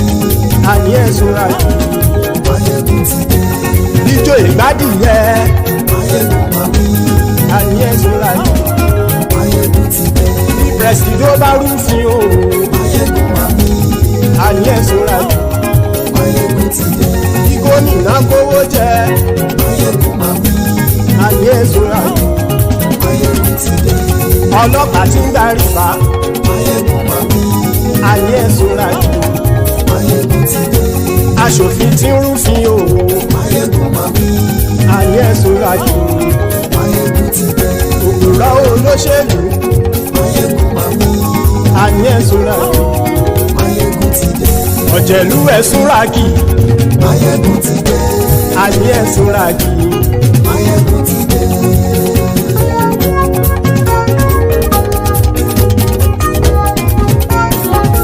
Maiyegun ti dé. Gbogbo ọ̀jẹ̀lú ẹ̀sùn rákì. Maiyegun ti dé. Gbogbo ọ̀jẹ̀lú ẹ̀sùn rákì. Ṣùgbọ́n ní bá ti ṣe èyí tó yẹ kí wọ́n ṣe, ọmọ bá dèrò ní fi wọ́n níran o. Maiyegun ti dé. Gbogbo ọ̀jẹ̀lú ẹ̀sùn rákì. Maiyegun ti dé. Gbogbo ọ̀jẹ̀lú súnrakì ṣùgbọ́n ní bá ti ṣe yìí tó yẹ kí wọ́n ṣe ọmọ bá dẹ́rọ̀ òní fi wọ́n níran. wọ́n fowó bẹ́ẹ̀ o Maiyegun ó sọ pé wọ́n ò bẹ́ẹ̀ wọ́n fowó bẹ́ẹ̀ Maiyegun ó sọ pé wọ́n ò bẹ́ẹ̀ oníkanṣá ti ṣe yìí tó yẹ kí wọ́n ṣe fáwọn ará ìlú tó gbé wọn débẹ̀ o àyè. Maiyegun ti dé gbogbo ọ̀jẹ̀lú ẹ̀ súnrakì Maiyegun ti dé gbogbo ọ̀jẹ̀lú ẹ̀ súnrakì ṣùgbọ́n ní bá ti ṣe yìí tó yẹ kí wọ́n ṣe ọmọ bá dẹ́rọ̀ òní fi wọ́n níran. kì máa yí ṣe eré ọ̀rọ̀ yìí kì í ṣe ẹ̀fẹ̀ kì máa yí ṣe eré ọ̀rọ̀ yìí kì í ṣe ẹ̀fẹ̀ ẹni bá ti lè lẹ́bọ̀ lẹ́rù o ọmọ bá dèrò kàṣàyè tú wọn síta. Maiyegun ti dé gbogbo ọ̀jẹ̀lú ẹ̀ súnrakì Maiyegun ti dé gbogbo ọ̀jẹ̀lú ẹ̀ súnrakì ṣùgbọ́n ní bá ti ṣe yìí tó yẹ kí wọ́n ṣe ọmọ bá dẹ́rọ̀ òní fi wọ́n níran. tẹnitẹni ọmọ Maiyegun ọ̀rẹ́ ara ìlú mọ̀mọ́ ni mo fọlọ́hún ṣọ́ ẹ̀ bá kìlẹ́bù lóòótọ́ olódodo ìlú ọ̀tá ìlú mọ̀mọ́ ni ìwọ ṣá máa ń ṣọ́ra kò sì mọ́ bẹ̀rù bọ́tà ń lè rí bóníṣègùn lé káwọn mọ̀mọ́ fi ṣera wọn ni ó ti dẹrùn tí wọn ò gbọ́dọ̀ sè mọ́bẹ̀. èèpo ọ̀gọ̀lọ́mọ bá dérò tàjẹ́ ò gbọ́dọ̀ jẹ́ ó ti jọba lórí àbínú ẹni kò sì mọ́ bùyà àìsíwọ́lu ní ẹnìkẹ́ ìgbódì ẹyin lábàrá o ó kó ẹni tó bá dán o àkàmù. Maiyegun ti dé gbogbo ọ̀jẹ̀lú ẹ̀ súnrakì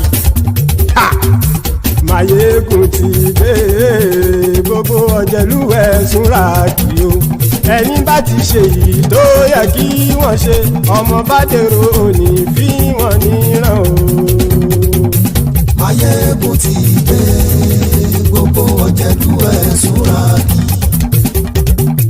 Maiyegun ti dé gbogbo ọ̀jẹ̀lú ẹ̀ súnrakì ṣùgbọ́n ní bá ti ṣe yìí tó yẹ kí wọ́n ṣe ọmọ bá dẹ́rọ̀ òní fi wọ́n níran.